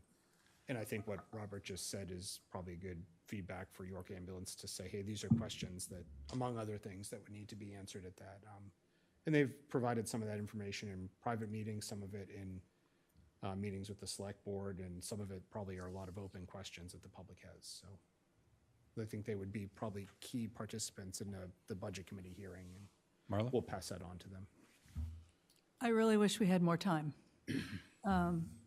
It's going to be a crunch no matter what, unless Wendy's work says, guess what? Their fundraising campaign was wildly successful, and there's no risk here. But I think we need to be prepared for that not to be the case. But I wish we had the time to engage a third party to do the kind of audit or forecasting or forensic work or whatever we all want to call it, but we don't. And I have a lot of confidence in Wendy, but I certainly understand her reticence, and I think we want to do everything we can to support her. It's just, as I said, when the Ambulance Association first presented to us, it's a real unfortunate surprise and disappointment and challenge. And so I think we're all working together to do the best that we can. I think, sort of phase 2 about what do we do for the long-term provision of ambulance service in this town. Fortunately, we have a little bit more time, but even with that, we don't have a lot of time because your budget process for fiscal year 28 is going to kick off in the fall. So I think we just really need to come together and do the best that we can for our community and support each other in this process. So that's maybe some sort of nice platitudes, but that's sort of how I see it. So I agree with all the comments my colleagues have put forth, and just add another one, maybe one layer down, but once the number's agreed upon, whatever that number may be, concern I have, and I'm hearing from folks in our community, is how would the money be distributed to the association? Or in the past, I think it was quarterly distribution. Monthly. Monthly. So this maybe it's monthly, less than month, I mean, I don't know. But to build on Robert's point and others, that how did we get to this place is something that those trustees are gonna have to come and talk about. I mean, I certainly want to have an ambulance in town, but not managed in this fashion that, Sort of conditions. yeah. And so- governance, Right. and yeah, there's needs to be structure around. Because that's going to come up either from members here, from budget committee members, or from the public through a process. So we need to be ready to answer those questions or have a good plan in place that maybe there won't be many questions. But, for the short term, long term is a whole nother, we don't have time to talk about that tonight. No, we're will focusing be right soon now on your short-term decision, which you've only got a month to make at this point. So we'll push through that, and then I plan to immediately, right after that, we need to be into the long-term question, which involves, long-term contract discussions with York Ambulance Association. Or other alternatives. Exactly. Yeah, But there's- either way, we would be, at that point in time, in contract negotiations with the budget season rapidly approaching, and it's going to be a much higher exposure question than just, do we renew? Does the contract stay as it was with a slight dollar adjustment, like has been done in the past? It's a significant The question. world has changed, I think. Yeah. Robert? Well, so, sort of to Marla's point about it, it's gonna be on us pretty quickly. I mean, are there other vendors out there? I mean, should we be looking at other entities? Should we put together a request for proposal for other people to see if there's anybody else who might be interested? I mean, I certainly be interested in having some sort of competitor to talk about how they could provide service and what their cost would be. I mean, because the time's going to go by fast, and we're going to be at it, up against it. Well, you're going to be up against it. I already am. Yes. Also, what happened if you put it to the voters and they vote it down? Correct. Depending on what the number is, could happen. Yeah. So we need- Well, I think, Peter, the working group that you're leading is preparing for contingency plans and is talking about next steps towards sort of the next step, right? I mean, there's a list of folks to talk with. There's consideration for hiring a third party to do an assessment and recommendation, someone with expertise in the industry. So I think those things are on the list as to how many. Yep. When you're able to check off all of those. I think the immediate, I can throw this out, everyone, public, you guys can hear it all at the same time. So the first step I think that we're working towards is procuring a third-party study of options. We think we have a pretty good handle on it, the group that we're working with, but, we're public officials and everybody's got a different direction of what they think is best, and having a third-party analysis of what the options are. We may not even have all the options down. There may be other additional funding models, so somebody who's an expert in public ambulance, specifically EMS provision, because it's something that we are familiar with in the fire departments here and public safety side of things, but it's not something we do exclusively like York Ambulance does. So we are not experts. We have a lot of medics. We've got a lot of great EMTs, medics at the fire departments who can provide the service, but really an analysis done of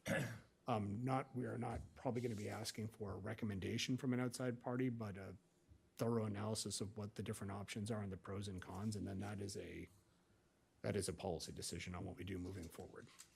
So that would inform us prior to entering conversations with York Ambulance, or to get to Robert's points, conversations with outside parties. It would be a third-party study that would help us identify what we need to approach. We actually are working on that. I don't have something ready to bring to you, but we expect in probably right about the time the short-term question is wrapping up to have something ready to go out and issue. So we'll be back shortly. Anyone else? Thank you, Peter. Thank you. Which takes us to Committee Combat Racism and Bias Amendment to Committee Composition.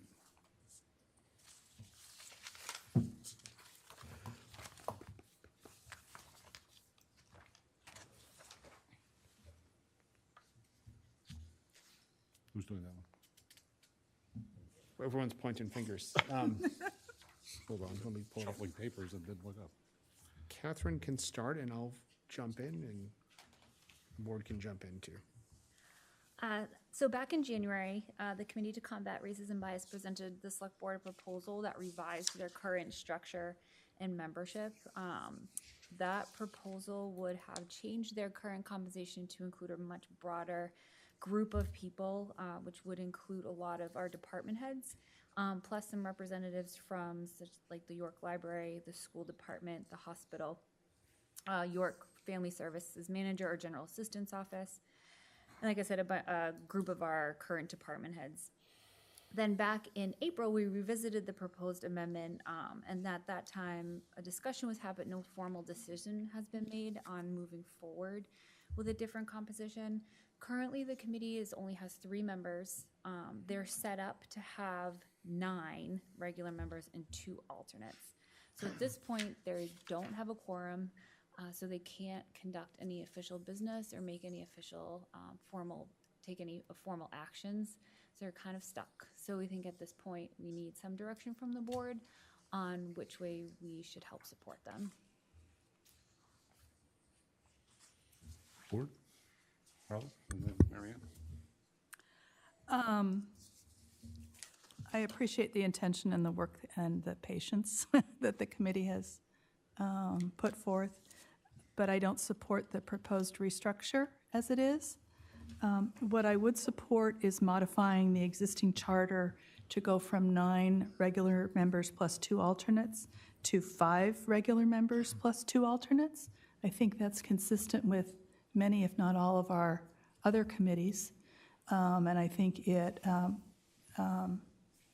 it would allow the committee with its current membership to conduct business and still provide an opportunity to grow the committee, those additional available seats. Marianne? I guess great minds think alike. That was my point of maybe reducing it to 5 also, which is a standard to many of the committees here, and they would be able to be operational. I learned from tonight, though, the outreach for the municipal services program appeared to work at the Center for Active Living, that perhaps we can drum up some more members for this group, where they last presented, and it was affirmed that there is a strong need to continue this committee. And I also, I felt the new proposal was a little bit unwieldy. That was another large group. But I certainly support what the group is trying to do, and I think that this smaller size might even be more attractive to some people to sit on the board. Anyone else? Robert? Yeah, so I appreciate when the board came forward and talked about their intent, which was to not only the problem with the number of people they had and they can conduct business, but they also thought the composition needed to be different, that the town needed to be more involved. And I don't know, I sort of appreciated that advice. And so I'm sort of more on the side of maybe thanking the board members and thanking this committee for all they've done, and then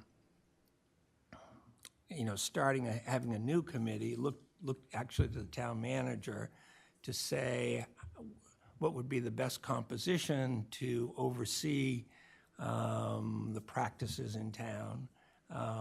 Maybe not as large a group as they suggested, but I think they were pretty strongly saying that it should be a different committee. So I guess I would look to the town manager to look for a composition that might be able to do that. Just so we can all have different ideas, so Marilyn? So I strongly believe that we actually do need a committee like this. I don't think it needs to be this large or to have this many people. This is just too many thought processes. If the committee is reformed, which I hope it is reformed, that it is a smaller committee, going back to the original that it had, maybe 5 board members. Also, they need to know what their purpose is going to be, not just platitudes and this is what we stand for, but exactly what's your purpose. Give Matthew Murray credit for this. We spoke about this at length. You can't just have a committee that is in name only, but they must have a purpose. You must be able to say, what are you doing? How are you informing the town if it's following all the directives that you'd like to see followed? How are you informing the townspeople as to what programs they are that you can educate people as to what's going on in the world? I think if we say, oh, do away with this, it means you're saying that there's no more bias that's going on. There's no one else that's being suppressed, their rights, anything. And we know that's not what's going on right now. So I think this is a committee that should be strong. I think it can be strong with leadership if it's given one. And a purpose. You know, are you educating the town? Are you educating the board members? Are you holding, you know, meetings that are informing the public? What does our town stand for? You know, what does the town of York stand for when it comes to, combating biases? Take out the racism out of it, just biases. You know, are we a strong town? And how are we going to prove to people that we are? Not just with a little placard on our card, but in words and in action. And I'd like to see a committee form that has that in mind. You know, we hear all, I mean, people stand here and talk all the time what they would like to see, the things that's going on in the world, how it is affecting our country.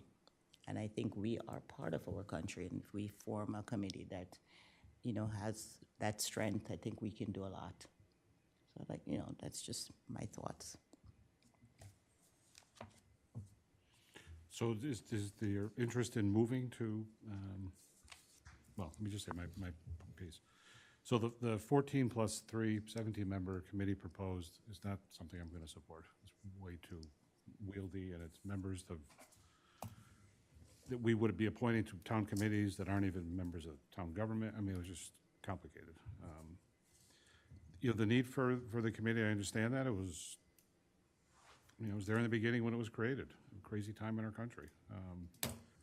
And so it is important, but it's also important, as Marilyn mentioned, that it's populated with folks that can come forward and also provide either events or programming or awareness, education, all the things Marilyn mentioned, as a committee to help drive those, either bring them to us, bring them to town staff, promote those town-wide through whatever methods or vehicles there may be. I met with not current members of this committee. Some may have been there at the time, but when the committee was first established many years ago, gave them a whole bunch of great ideas, sort of the old proverbial low-hanging fruit on things they could do. And some they took advantage of, some they never did. I mean, it was, spent a lot of time with them, trying to make it be successful. So I don't know how we correct that, because it's, it's populated by volunteers and did have some town staff that would attend meetings to help them out. But we have other committees in town that don't always have town staff helping them out, and they're very successful, right? So there is a success formula out there and existing sitting committees. None of them are 17 members in size. Most of them are 5 and 2 in work, or maybe just 7 total. So I'm supportive of a smaller committee. I think the scope of the committee is originally set is probably still solid, though some changes maybe can be made, but I'm not sure what those are because I don't live in the work of the committee daily, though, I have a mixed-race family, so, I can see where there is, bias out there here and across the country, so. But I'm supportive of a 5 and 2, something like that, moving forward to get the committee up and running, and maybe we will find, other members to fill those vacant seats that exist, both full or alternate members, so. But to move forward, we'll need some sort of a motion if one's in order. Well, I'm talking as loud as I normally talk. You could lean forward a little bit more. Sure, okay. That would be helpful. Sure. Thank you. So what's the board's pleasure? Marianne? I just have a question. The original charter of this committee, was that set up by the select board? Yes. And we can amend it from time to time? Yep. Okay, thank you. It was probably 20, God, if it was 2020, 2021. It was during the depths of COVID, because I can tell you where I was sitting in my house when we were doing the meeting. 11, And we were meeting like weekly. November 30th, 2020. Right. And was amended in Oh, yeah, here it March is. 8th, 2021, There it is. the following year. Sorry. That's okay. I'm prepared to make a motion, if that would be welcome. Mr. Chair, I move that the committee charter for the Committee on Combating Racism and Bias be amended to change the membership to consist of 5 members plus 2 alternates appointed by the Select Board. with no other changes to the existing charter. Second. So a motion by Marla, seconded by Marilyn. Any discussion, additional discussion on the motion? We'll call the vote. Robert? Yes. Marilyn? Yes. Marla? Yes. Mary Ann? Yes. Chair votes yes. Motion carries 5-0. Okay. Alice? I have a follow-up to that Yes. question, sorry. Sure. At this point, there's, how many people left on the, there's three? There's three presently Three seated. presently seated, so we need a call out for 2 additional members And two and 2 alternates. Can I ask a question? Yeah, come on. Yeah, if you want to come up to the table, sure. All the mics are live. They shouldn't be. Let me turn off the So other a couple three, so- questions. Would you prefer an altogether new committee, or do you want the 3 people existing to continue and find 2 additional people and 2 alternates? And the second question, in the original charter, it suggested that there's support from the town administration, and we have no one on the committee. We haven't had anybody as a part of the committee for quite some time, although we met last year, I think, with Peter and Catherine a couple times. But we haven't had any regular representation from the town, which is suggested in the original charter. So how do you want us to organize going forward? So first, you have a committee, there's 3 people left. My question is not, do we want you to dissolve, but do you, as a 3, wish to continue and add 2 additional, plus your 2 alternate?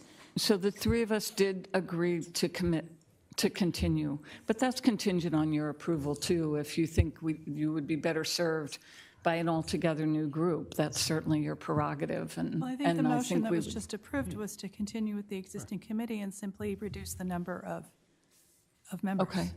I'm So just I- checking. Yeah. You know, I- just I leave said that with no open. other- You could with no other start over changes. again, Yeah. and maybe Yeah, that would be so- a better way to go I about think the it. goal is to get members to Okay. reach the quorum that we originally started with. But an additional part of our request for restructuring was additional support from the town, because we have felt, as an advisory committee, we have no capacity to hold anybody accountable for any of the ideas we come up with or questions. So, and as I mentioned in the original charter, there was the suggestion that there was support from the town administration differently. So how do you want us to move forward with that?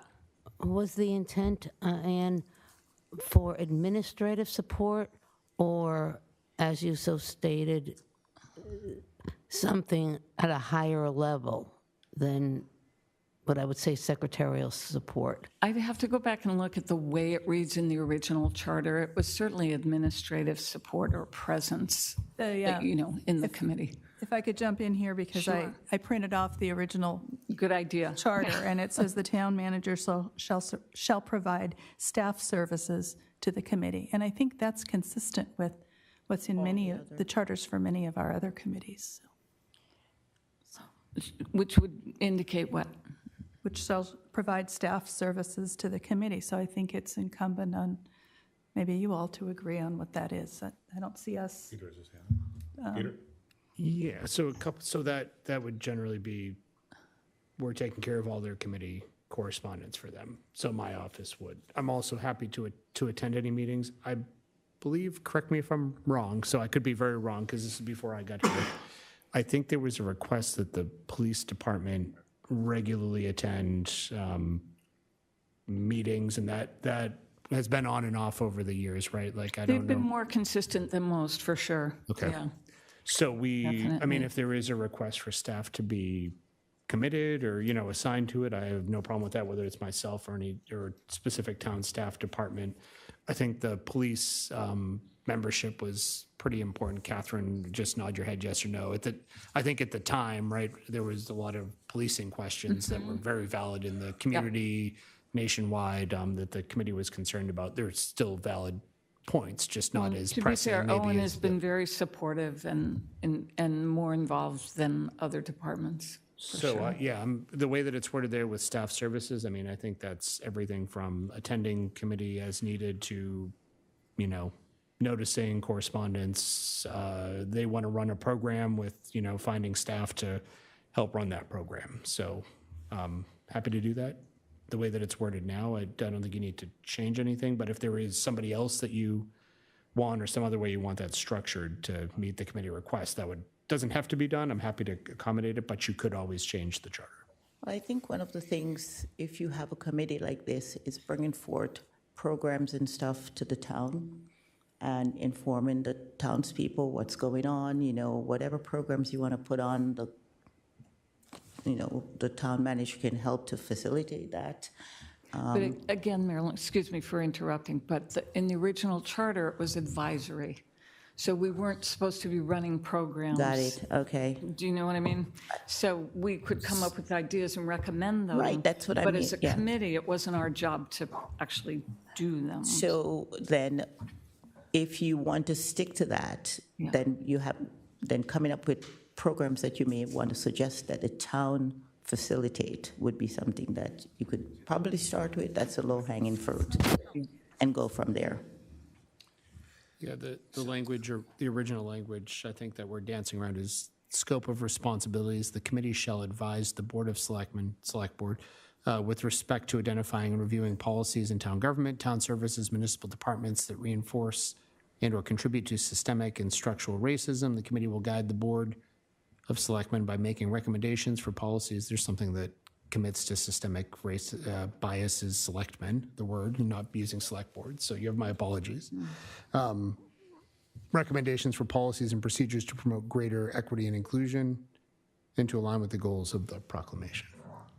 So that seemed to have been done. I mean, they went through everything on that the town has, and everything was done at that point in time. So perhaps what's needed, and you can tell me if this is right, is to put forth come forward, and change what we see needs to be done, how the town can best be helped by this committee. And if there's new charges we have, say, okay, we've accomplished A, now let's move on to B, something like that. Maybe we can work together, Peter, in sitting down and looking at it and seeing where we go from there. He read the scope of responsibilities, and then there's project goal, and there's 3 objectives Right. under that So project goal. So yeah. there is a lot in There's a lot the there, charter. yeah. I think there's a lot of, personally, I think there's a lot of guidance on. There's a lot there that can be done. It's just a matter of how you want to structure it. If the committee would want to do something different that's not listed in here, though, for example, and they asked me, I would have no problem bringing it to you. I'm assuming the board would consider putting it into amending the charter. That's what I'm hearing. Is that consistent with what the board thinks? It just happened. Yeah. We amended the charter. So maybe next step is for the 3 sitting members, happy to meet with you and, brainstorm, well, A, how to get more members, but B, Yeah. new tasks and roles that the committee might want to expand into, and then I work to bring those back to the board for deliberation. That's one. And then just building on Marilyn's point earlier that, Ann, yourself, Victoria Simon, and Archie Jones were all reappointed to the committee on the July 27th or 22nd meeting of this board to full members. Yeah. So they just want to, this board reappointed the 3 that still remain. Yeah, okay. So And we'll you- look and for you 2 more requested people to be if you, reappointed. Right. I'm sorry. And you requested to be reappointed. Yes, 3 of you. yeah, no, that's what I was saying. We were willing to continue, but I just wanted to, having restructured and going to 5, make sure that that's still where you want to go. Okay. If you have thoughts about 2 additional people and 2 alternates, we're happy to hear it. Okay, thank you. Thank you. Which takes, are we good for old business? Number 3? Ellis Park contract update? Thank you.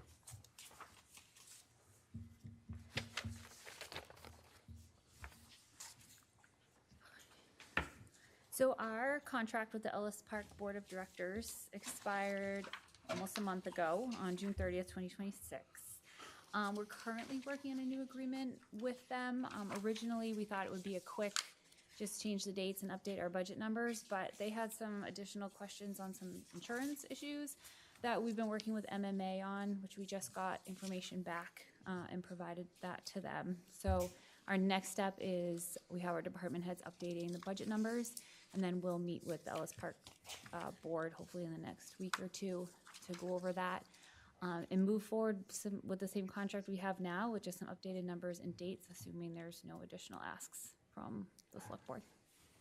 I think the question is, we wanted to use this opportunity to see before we do a simple renewal approach, is there anything substantive that the board wants us to address or approach with the board of directors with the new agreement?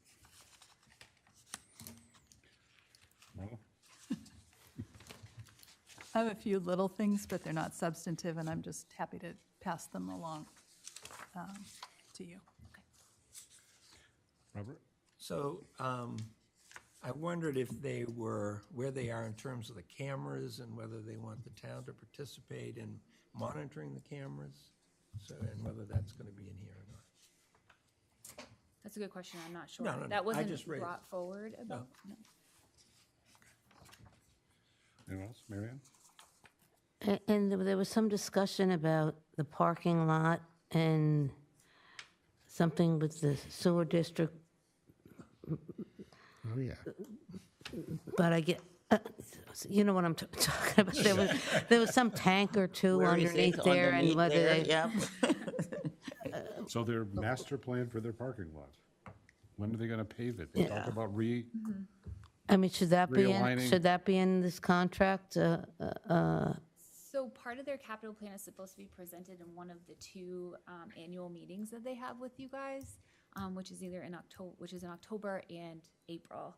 And I believe it's the October meeting that they're supposed to be presenting their capital plan to you. Okay, and then I would just make another comment. This expired June 30th, and this past contract reads, the parties agreed to convene at least 90 days prior to the expiration of the agreement. I would just ask that 3 years from now, or if it's a 3-year contract, that we do meet 90 days before the expiration to hammer out things. I'm not sure why the delay was, but it appeared the last time it was delayed also. That's all. We did meet with them 90 days prior to the expiration, but we are definitely guilty of not bringing it up as an item in addition to them. They met with us in the spring, but it wasn't discussed by either party, so we should maybe make that a mandatory item for the last spring meeting prior to, instead of saying 90 days prior to, that it's discussed the last twice annual meeting before the expiration or something like that, so it's on that agenda. On the radar in March. Yeah.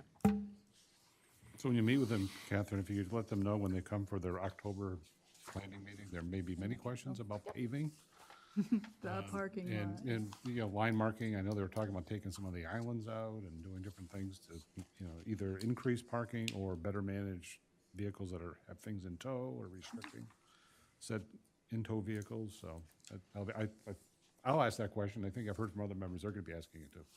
And we can ask the question about the cameras. I do know that our Alex, our IT director, has been working with them on those cameras, and I do believe the police have direct feed into it for what they need. Whether they monitor them, I don't know the answer to that, but I do know I'm pretty sure they have access to them. I've sent him the inquiry. I did not receive an immediate response in time to give you before we move off this agenda item, though. I'll let you know what he says. But I do by know the end of the Alex meeting. is pretty heavily involved with them when they were choosing the company and the type to go with.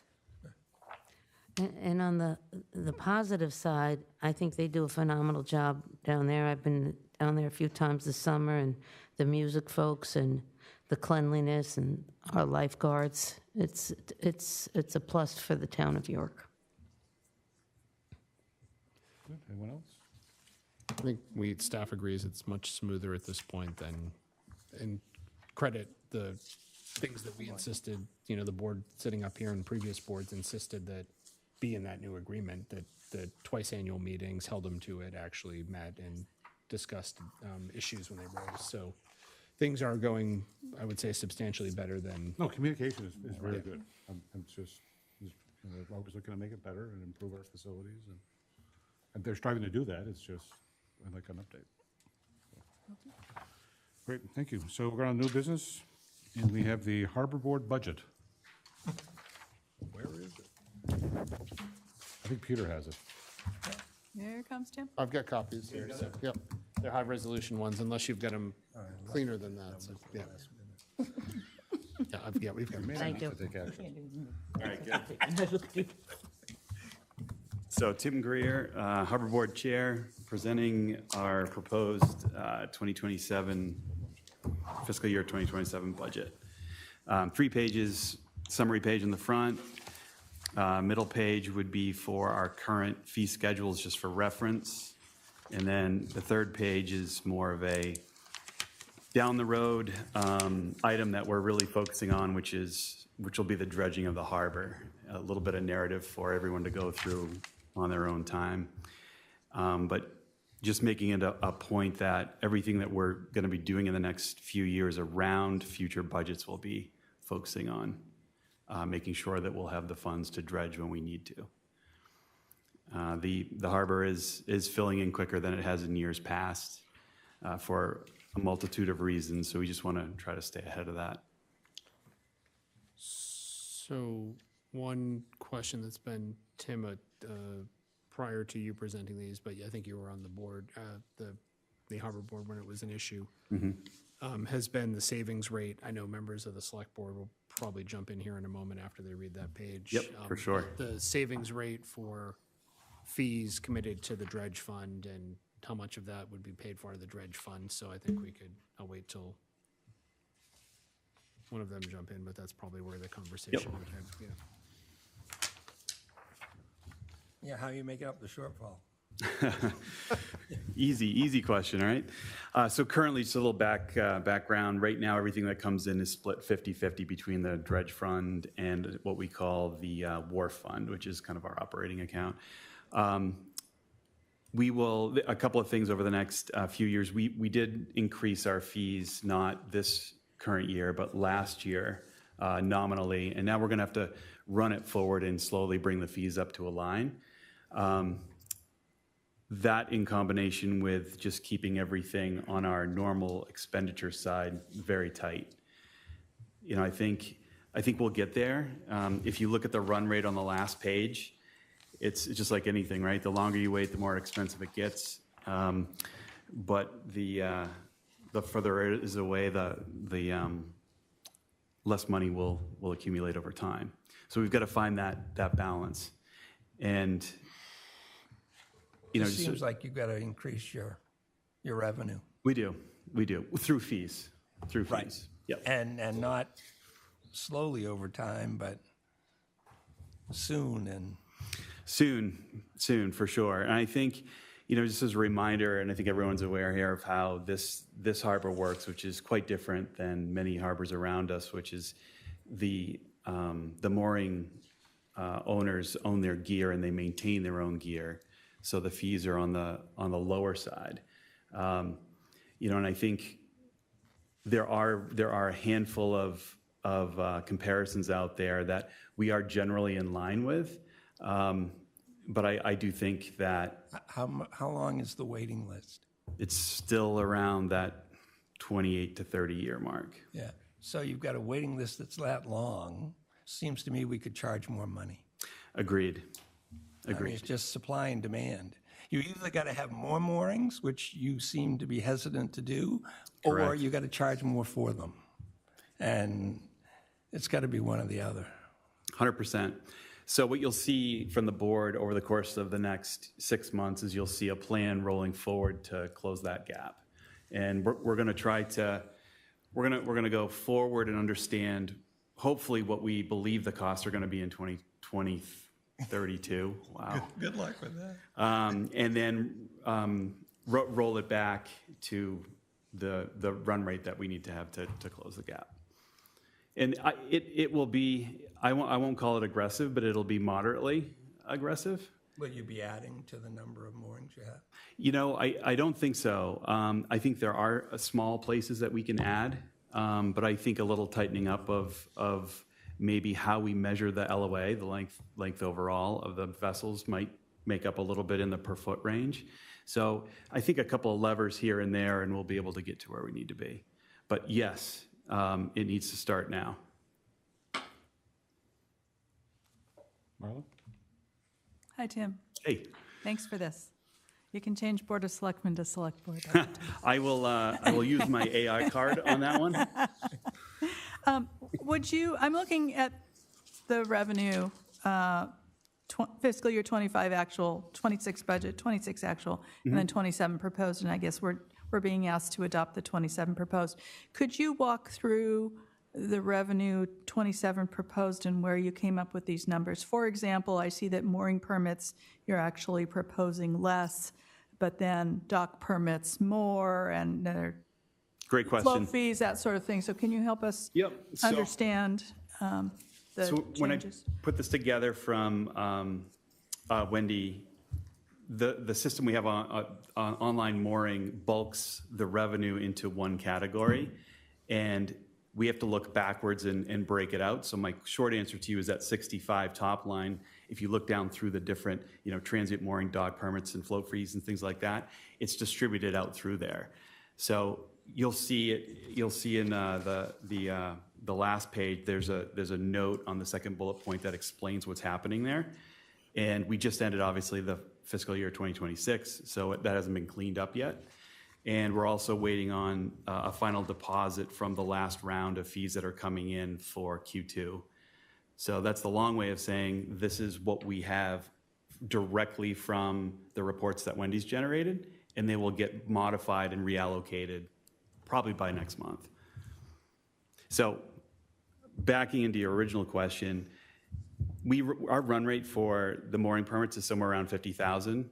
We're bringing it to 55,000 for the proposed budget. And you'll look across, I think the normalization is going to end up in the fiscal year 25 actuals and the 26 budget. You can see it's much more consistent in the first two columns. So do you anticipate some of that 65,000 for fiscal year 26 actual? Do you expect that to be reclassified? Yes. Yep, it'll drop down into, you can see where dock permits usually are running around 18,000, and we've only got 8,000. Well, we haven't lost any docks.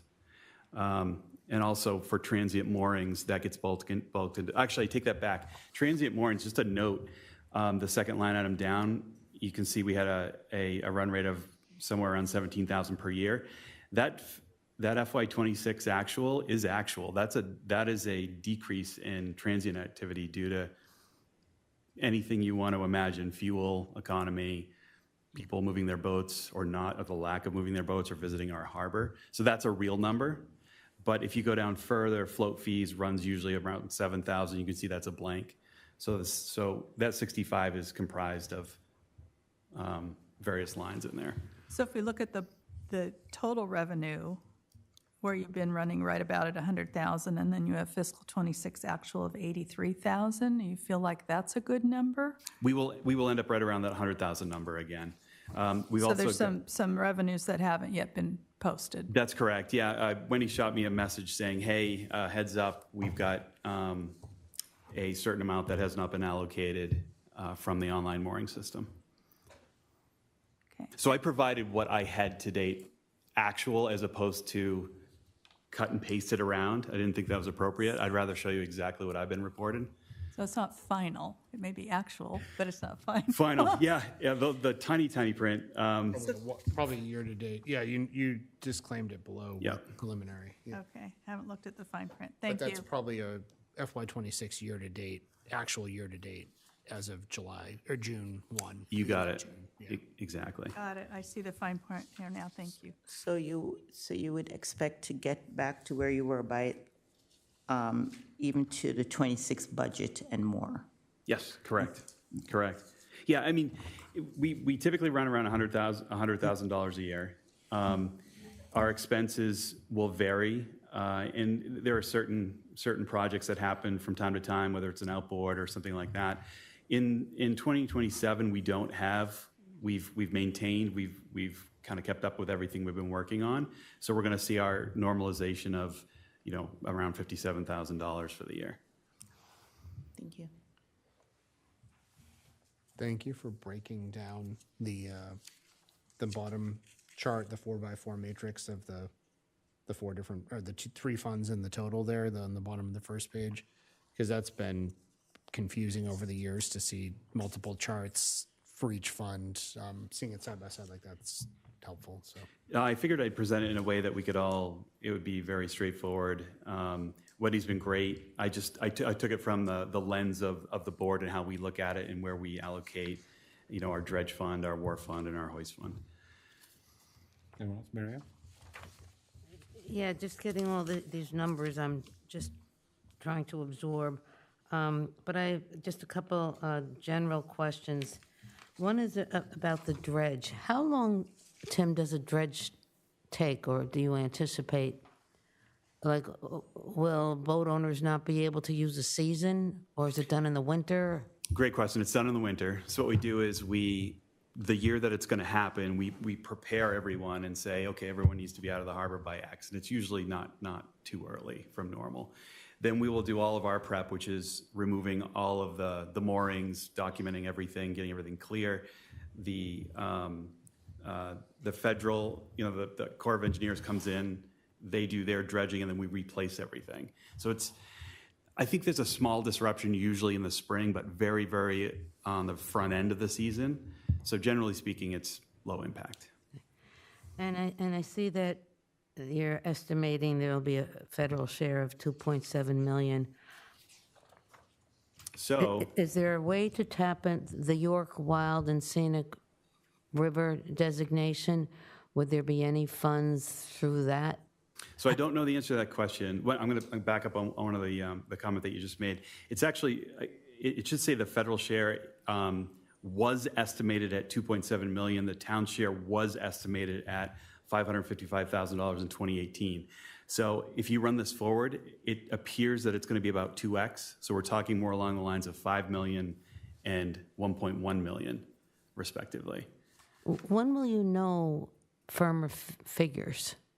Like I said, this year we're going to explore all of that as far as we can forward to 2032 and understand, closer to what that will be. But what I just gave you was 2x, and it's likely right around that zone of 2x from what it was in 2018. But we're going to get the hard numbers and then back our fees into that. Okay. And then this question might be for the town manager or my peers here. No tax dollars.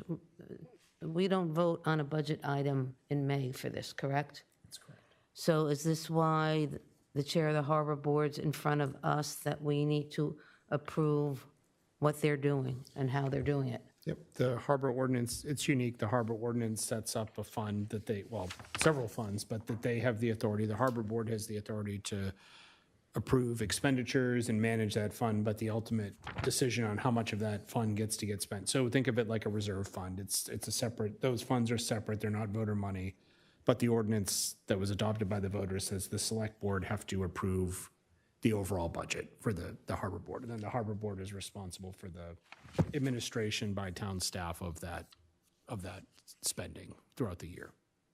Thank you.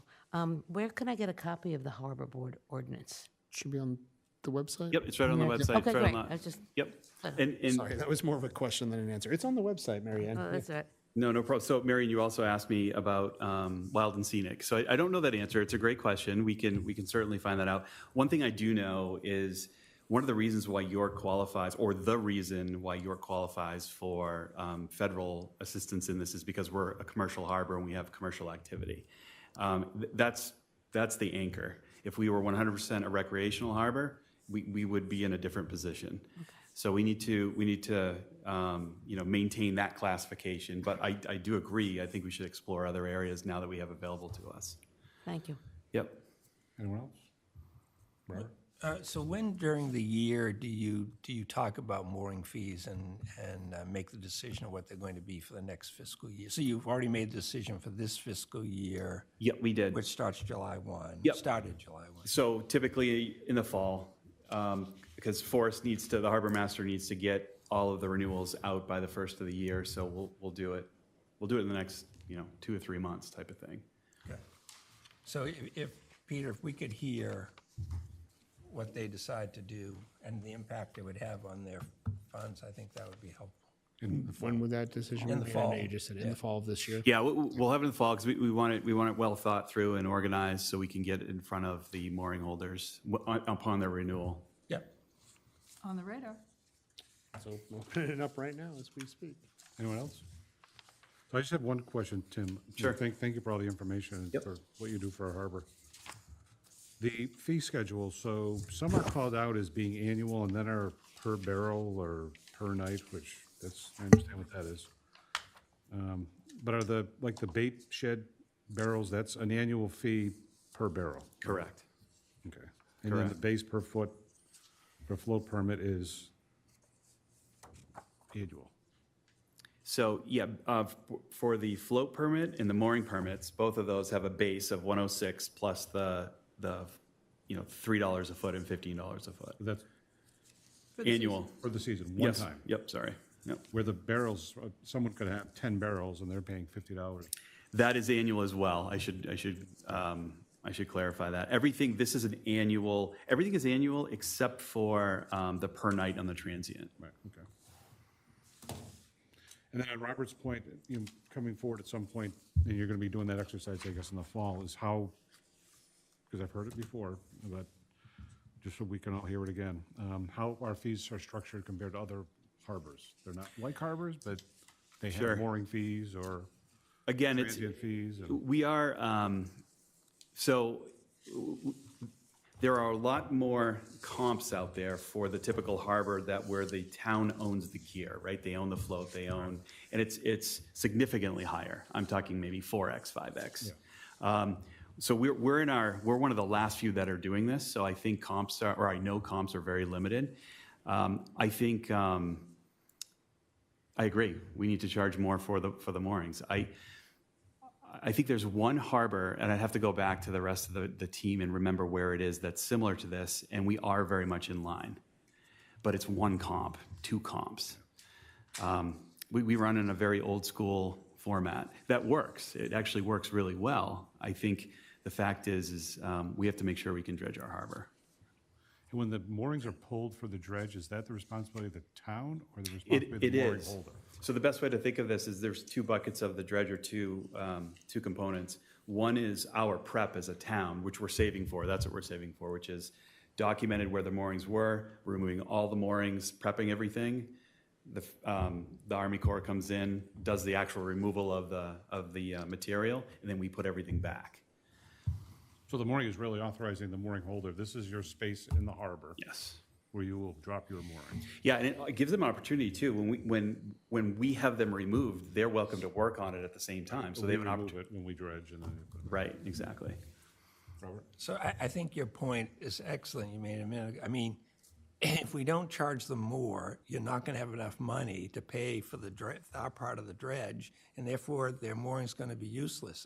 I can remember in 2018, I could walk. Yeah. They took me down. I felt like I was in the middle of the harbor. You could walk right out. There was so much silt in there or whatever. That's happening again. So what you experienced is not exposed yet, but if you were to survey that area, it's coming back, and it's coming back rather quickly. Yeah. So we just need to get ahead of it.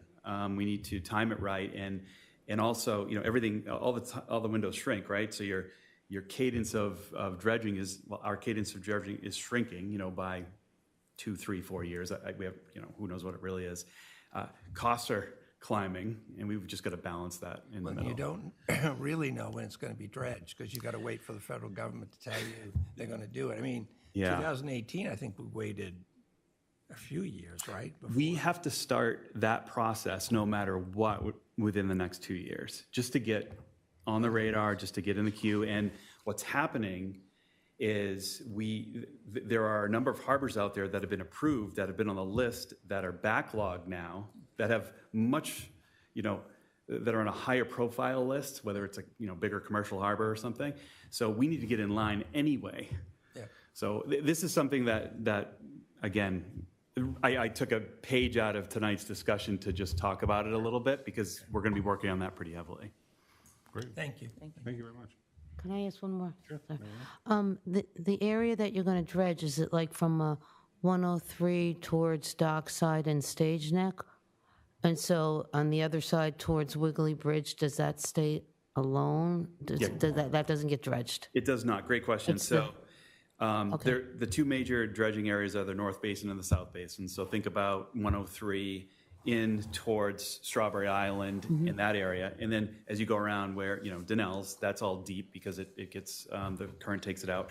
And then the other place where it fills in, where you can almost walk on, is right in front of the marina, in the center of that. It's a basin that swirls and it deposits everything in the middle. So the short answer is there are two big areas that get removed along with access to the town docks. Thank you. Thank you. So there've been theories as to why it's silting in so much quicker? I mean, wild and scenic, and there's all these and I eyes think, on the river. There are a lot of theories, and I think that it's all additive. I don't think there's one. This is my opinion. So my opinion is, talking with the rest of the committees and boards that I'm involved with, I think, development is one, creating more runoff. I think harbor activity is two, just more motion, right? I think there's difference in tides, which will go up higher on the banks and pull more material down.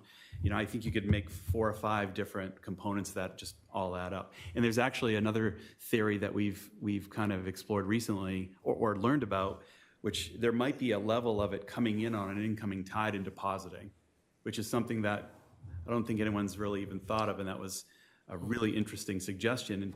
And why would that change? Some of the changes on the beaches and north and south of us can create certain patterns that deposit material in a very different way than it used to. Again, nothing proven, just ideas, but it's all possible. Non-development erosion of banks because of eelgrass die-off, eelgrass harvest and predation by invasive green crabs. There's a whole list of natural changes that have nothing to do with, caused by humans, but nothing to do with human development. Exactly. So again, I personally would guess it's a combination of all of those. But it's noticeable. I've been in town my whole life. I've watched the dredge, a couple times now, and it's like, wow, it's quick. It's happening. Do we need to take action to adopt this budget so that they can start paying their bills? It is noticed as a discussion item because we did not have it in the packet. I was expecting it to come in after the packet, which it did. So you are able to take action on this tonight. There's nothing that would stop you. However, it was noticed as a discussion item, knowing that you'd be looking at it for the first time, probably right before the meeting. So you shouldn't feel pressured if you have questions or need to deliberate. So if we came back, it's just, nothing's happened yet. But if we wait until our next meeting, what does that do to the harbor board's ability to conduct business? Do you have any expenditures that need to happen between now and 2 weeks from now? Because you can't do them until we get an approved budget, so. To my knowledge, we don't have anything that's pending. My sensitivity is always to the local contractors and other people that we have help us out and bail us out, right? I'm going to say no, there's nothing immediate at the moment. If you're not waiting on anything right now, then. No, we're it'd be not. 2 weeks processing invoices anyways. So if we wait 2 weeks, it'll be an action item on the next agenda, then. We can hang for 2 weeks, no problem. Good. Yep. Thank you. Yeah, That lets and the public digest Right, too. yeah, so they may want to just come forward and say something. but- yep, for sure. And maybe by then, I will certainly provide an update on fiscal year 2026 actual when I can reconcile with Wendy too. Yeah, that would be great. And that will show that consistency across the years. Thank you. Great. Thank you. We're good. Thank you. Good. Thank you. Thank you. Thank you. So J2 non-zoning ordinance amendments for November, of which there are 3, and we have our town planner presenting those? I'm presenting one, the town planner is presenting the third, and the emergency management director is presenting the second. So just keeping everyone on their toes, going out of order. All right, the first one in front of you, wireless communications facility ordinance, is a recommendation from the town attorney to clarify how setbacks to antennas are measured specifically, and whether they're included as part of an overall facility or whether they're measured to the freestanding element. To get to questions earlier tonight about what are we doing about cell phones. This is a question that is directly holding up construction of at least one tower in terms of a lawsuit, so. Questions? So this was already reviewed by the town attorney. This was recommended by the town attorney, Given this the green language. light. Yeah. Okay. Mary Ann? So I had just noted, my question was, will this allow more areas to be able to construct cell towers? So it clarifies when you're co-locating on an existing building or structure, how you measure to the antenna. Right now, the ordinance is vague. Mary's opinion, for what it's worth. So this wasn't just town drafted and approved by the attorney. This was drafted by the attorney and recommended to me to have you guys look at by Mary. The question of where you measure to seems pretty clear from a review perspective to the planning board, to the town attorney, what it's implying, but there it doesn't explicitly state what you measure to when it's located on a, in this case, a utility structure. So this is, so we can all be very blunt about it. This is about a water tank with an antenna mounted to it, and what you're measuring the setback to and from the abutting property. On a lot of other things, it's measured to the antenna element. This needs clarification according to the town attorney because it can be interpreted a couple different ways, and it's being argued a couple different ways right now, so. Thank you. So hopefully it would clear up that requirement, and we are likely to see the preferences to locate antennas on existing structures and utility items rather than a brand-new antenna construction. So we've got both of those going on, one antenna that's being constructed. We would prefer if we had water tanks all around town that they mount on water tanks or existing utility structures as opposed to constructing a brand-new 200-foot tall tower that is very visible and, creates a new visual nuisance, so. Anyone else? Board's pleasure? Move it to a set of public hearing?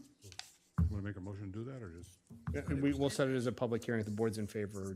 Yeah, it doesn't need a motion. We'll set it for the 10th as a public hearing. Then you'll have two opportunities to, if you need to. August 10th. Okay. The next item is the Nicole doing that? Yep, next item is the emergency management ordinance. It's very simple, and our emergency management director has waited 3 hours to give you 4 hours since the end of the day, 5 hours to give you a one-paragraph explanation. Hi, Nicole. Hi, Nicole Pisani, Emergency Management Director. So this is just clerical. It's to add in the ability to use the funds that are in the Disaster Assistance Fund. Last time we updated this ordinance was before we created that fund, so now it's just adding it in there. Any questions from our emergency management director? This just give you authority to spend money that in an Yeah, emergency. and technically, the way that the policy for the fund is written, you wouldn't even need to have a declared emergency, but just for uniformity between everything. Good. Board's pleasure, move it forward to August 10th. Yep. And then thank you, Nicole. Thank you. Safe travels. And then the last is ordinance to regulate the sale and distribution of single-use plastic foodware, sunset clause in the ordinance. So Dylan Smith, town planner. planning director is going to talk about this. For those that weren't on the board, there is a sunset clause in the existing ordinance, and it goes away in December if you do not remove the sunset clause. I don't need to say anything else. Yeah. I get it. Again, I'll be happy to just be brief on this, but this ordinance was adopted in May of 2024, and it didn't go into effect until May of 2025, with the main objective of reducing procurement, sale, and distribution of single-use plastic in the town of York. And the sunset clause, as Peter stated, the select board decided to put that in for a review. I'm happy to provide a little bit of statistics from the code office if the select board would like to hear that. We love to. There's been around 10 to 12 complaints this last year. 100% of them have been resolved after contact, and there's been 0 notice of violations at this point. Excellent. I think that's wonderful. So the goal would be to hold a hearing to repeal the sunset clause for consideration at a vote On August 10th. in November and on August I've certainly heard little public feedback about this since it went into effect, so we're Cumberland kind of, Farms has done away with their styrofoam. Yeah, we're curious as to if the board's gotten feedback from business owners that we're not aware of. Or So I see head nodding, so August 10th, move forward, public hearing. Yep. Yes. Thank you, Dylan. thank you. Which takes us to board and committee actions. Mr. Chair, I move to accept the resignation of Michelle Sedler from the Bicycle and Pedestrian Committee with regret. Second. Mr. Marlar, second by Marilyn. Discussion on the motion? Call the vote. Robert? Yes. Marilyn? Yes. Marla? Yes. Mary Ann? Yes. Chair votes yes, 5-0. Thank you for your service, Michelle. And now we have some appointments, potentially.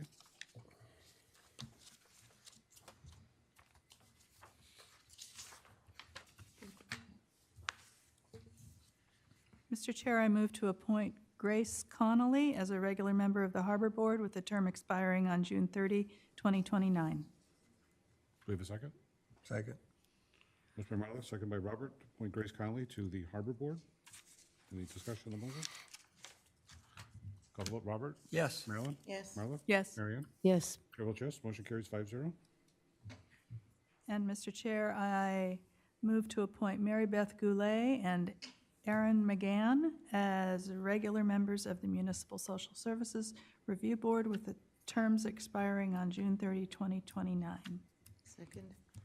Motion by Marla, seconded by Marilyn. Any discussion on the motion? Hearing none, I'll call the vote. Robert? Yes. Marilyn? Yes. Marla? Yes. Mary Ann? Yes. Chair votes yes. Motion carries 5-0. Takes us to future agendas. Any items from boards? I have one. So we do have an opening on the planning board, and I think a letter went from Mark Cartier to all of us. I'm not sure if it was all of us or just myself. He expressed interest in, was writing as the chair, expressed interest in serving on the planning board. So there's a full board member opening. There's 2 alternates seated. The planning board met last week. They just did not make a recommendation as to who to elevate from their alternates ranks.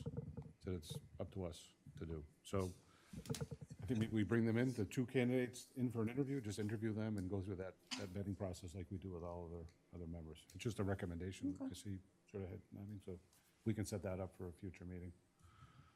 Would be great. So that's a new future agenda item. Actually, already have that set up for your next meeting on August 10th, prior to the meeting.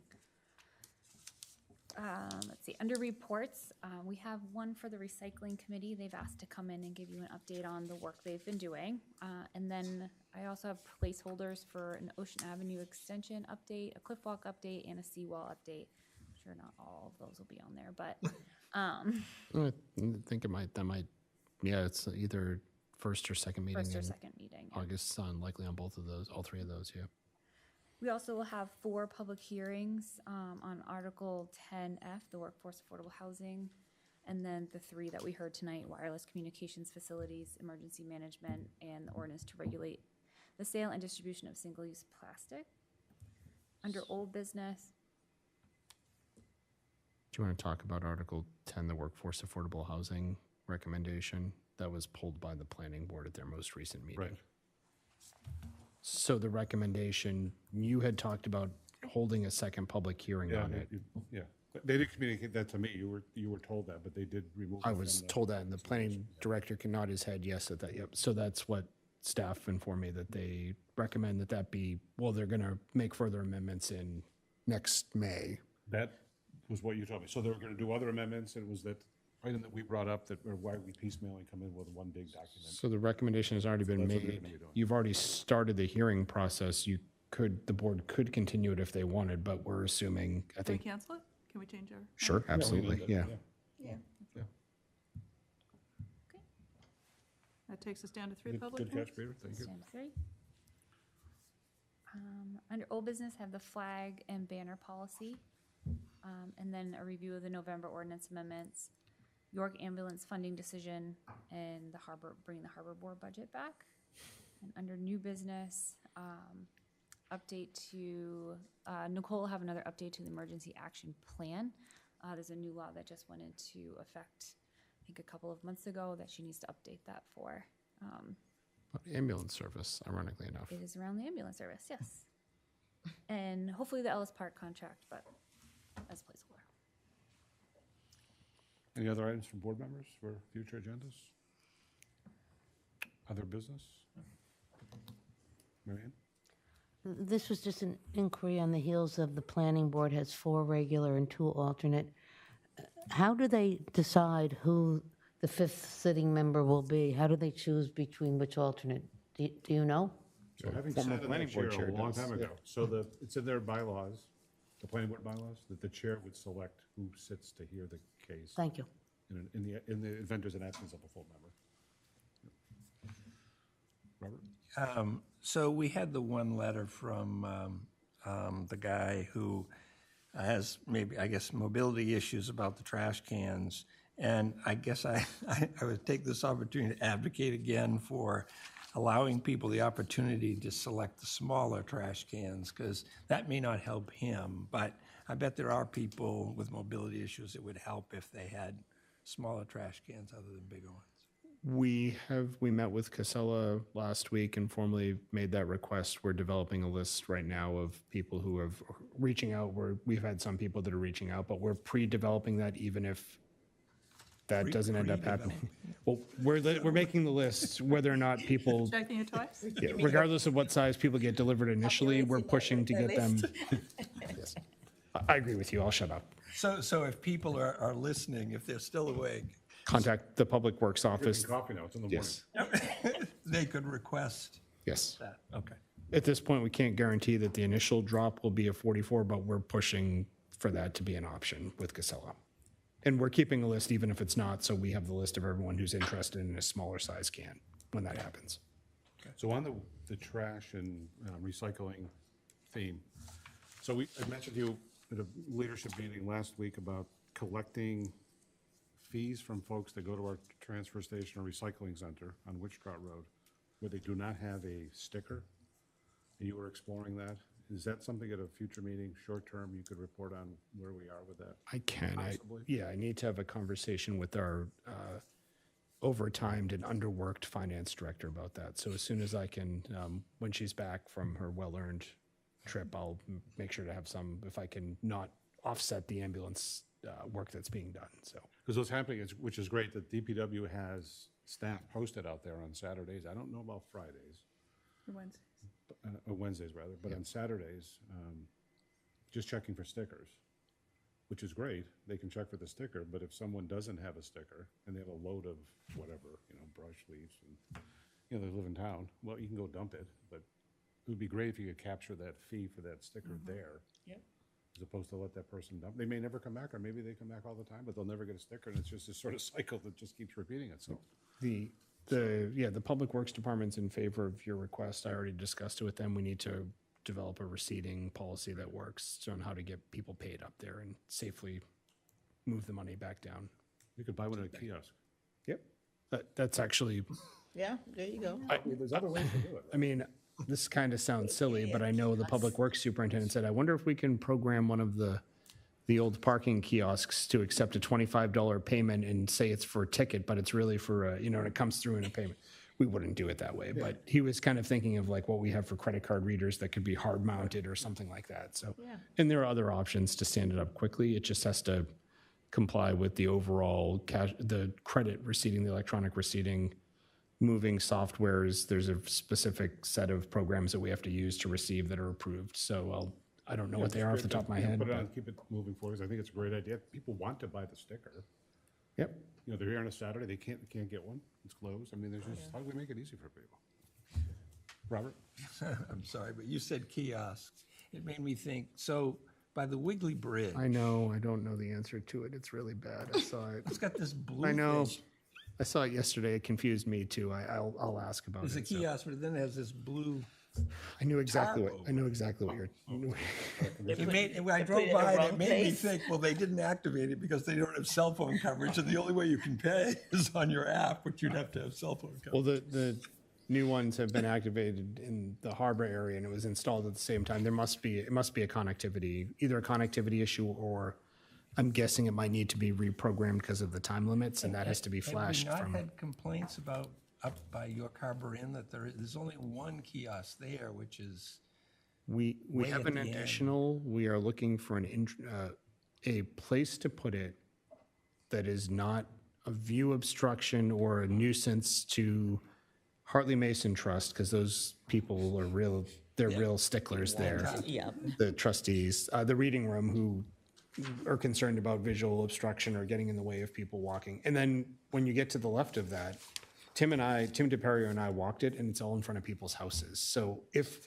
a neighbor in that neighborhood has a really good suggestion as to where it can go, where it can be the least obstructing, I'd be glad to take their So maybe recommendation. my other two members on Hartley Mason will hate me, but I mean, in front of Hartley Mason, we have that stone wall that would cover most, I don't know. We have an extra kiosk that can go out, so we I can, think- The pillar walkway in there. Yeah. let's get thinking. Yep, Because, I mean, when you initially put it there, people make it, "Wah," but it blends in after a while, you know, and they're short, and they're just a little tiny pole. It's like a But- black bollard, yeah. But if there hasn't been any complaints, maybe it's not a problem. Maybe everybody's doing the Park Mobile. Yeah, you may be right, man. You Park know? Mobile's pretty, well, it's got pretty good coverage there. I agree So in maybe some we don't places. need one. I mean, I don't know, but usually squeaky wheels would hear, I think. So it wasn't from a lack of trying, we just got nervous at every place we said, that looks good, and then you turn and look at it from this angle, and it's right in front of somebody's, walkway, and we're like, oh, that's I not wouldn't- good. So, I And I just have one thought about Ms. McGann's comment about the lack of cell coverage and emergencies and such and such. I hear this all the time, and I'm not sure what our role as select board, what we do about it.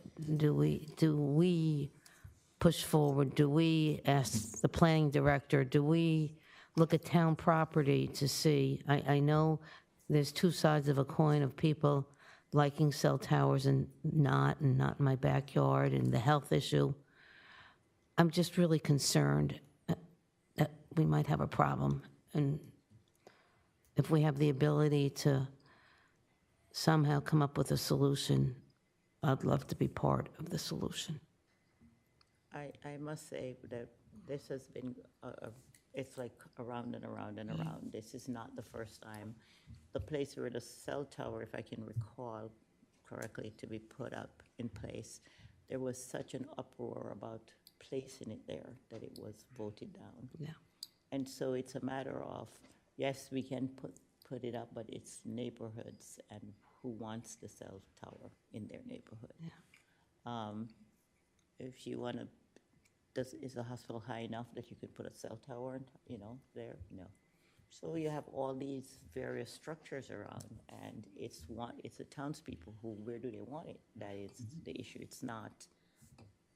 there are the potential for all three carriers to locate at both the water tank location and the kind of delayed, I'm not sure the status of the private tower that's South of Old Seabury. One on the Old Seabury, Yeah. in looking at the FCC website, the application was withdrawn.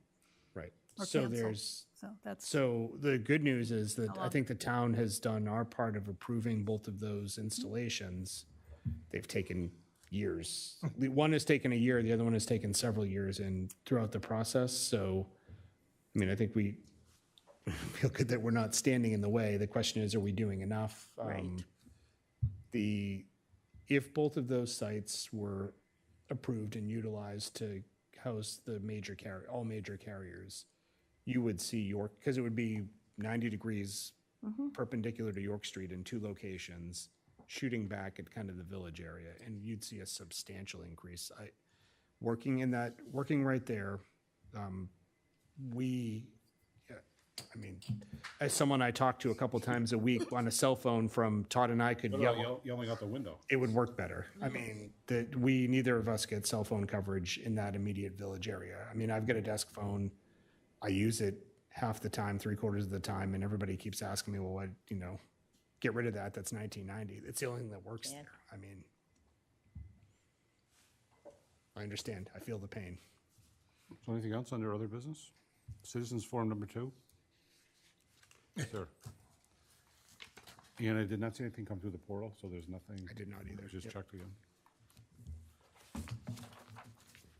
I'm David Brinkman from York Beach, and I have something to raise for your consideration about the proliferation of short-term rentals that maybe nobody has been thinking about, and that is, as they become a greater percentage of the town, monetarily, if not in terms of number of people, the provision of essential services could be substantially affected.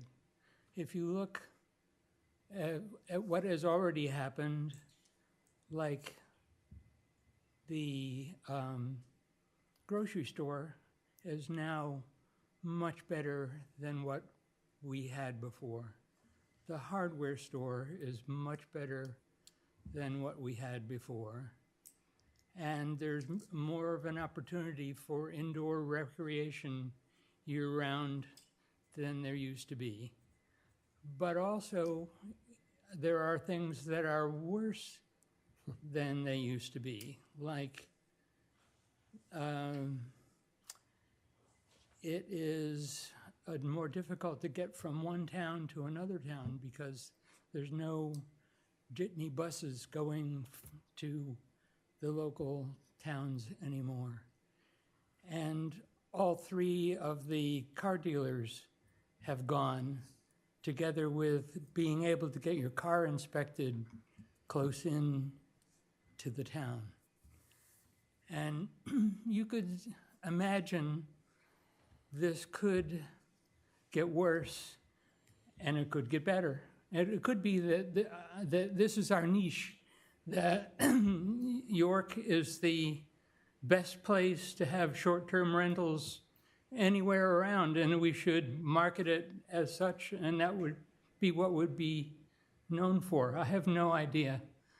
But it could go the other direction, that all the places that are now owned by people who are residents and who vote here could turn over and become places that are short-term rentals.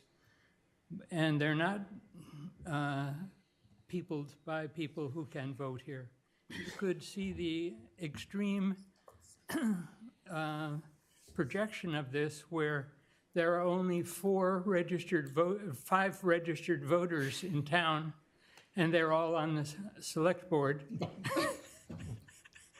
And the town manager commutes here from South Berwick, and James Kentz's bicycles up here from Elliott with his Jeremiads, and we've lost lawyers, doctors, no place to get your eyes examined, and so on and so forth. I have no idea whether anybody is paying attention to how that could proliferate over the future.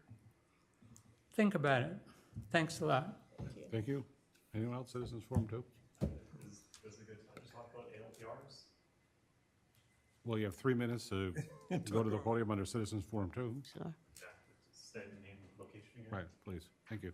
Alex Fedek, 30 Center Hill.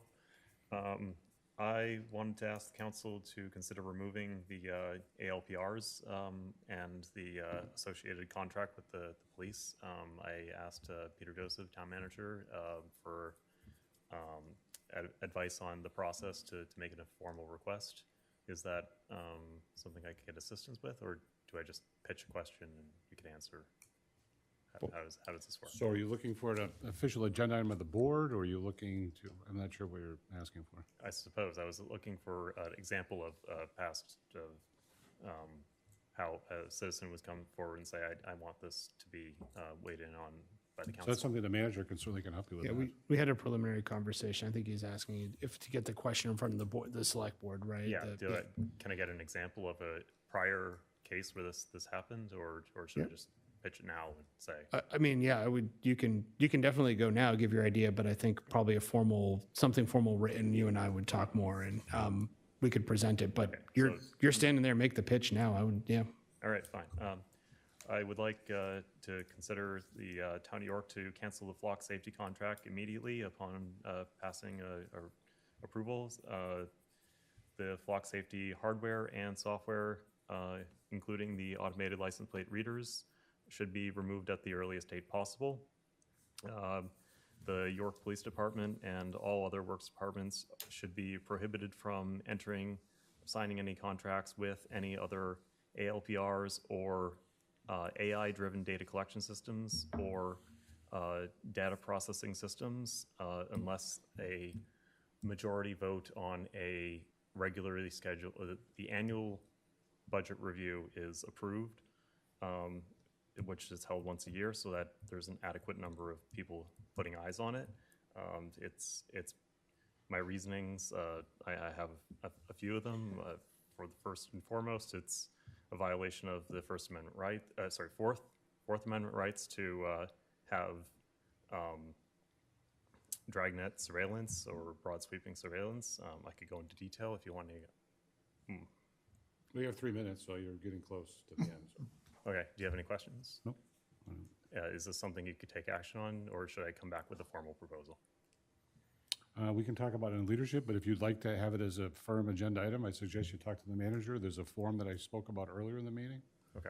That you could put together to request an agenda item on our future agendas. All right. Thank you. Yep. Anyone else? Citizens Forum number 2? Still nothing came through the portal? Okay. Is there a motion to adjourn? So moved. Meeting is adjourned at 9:49.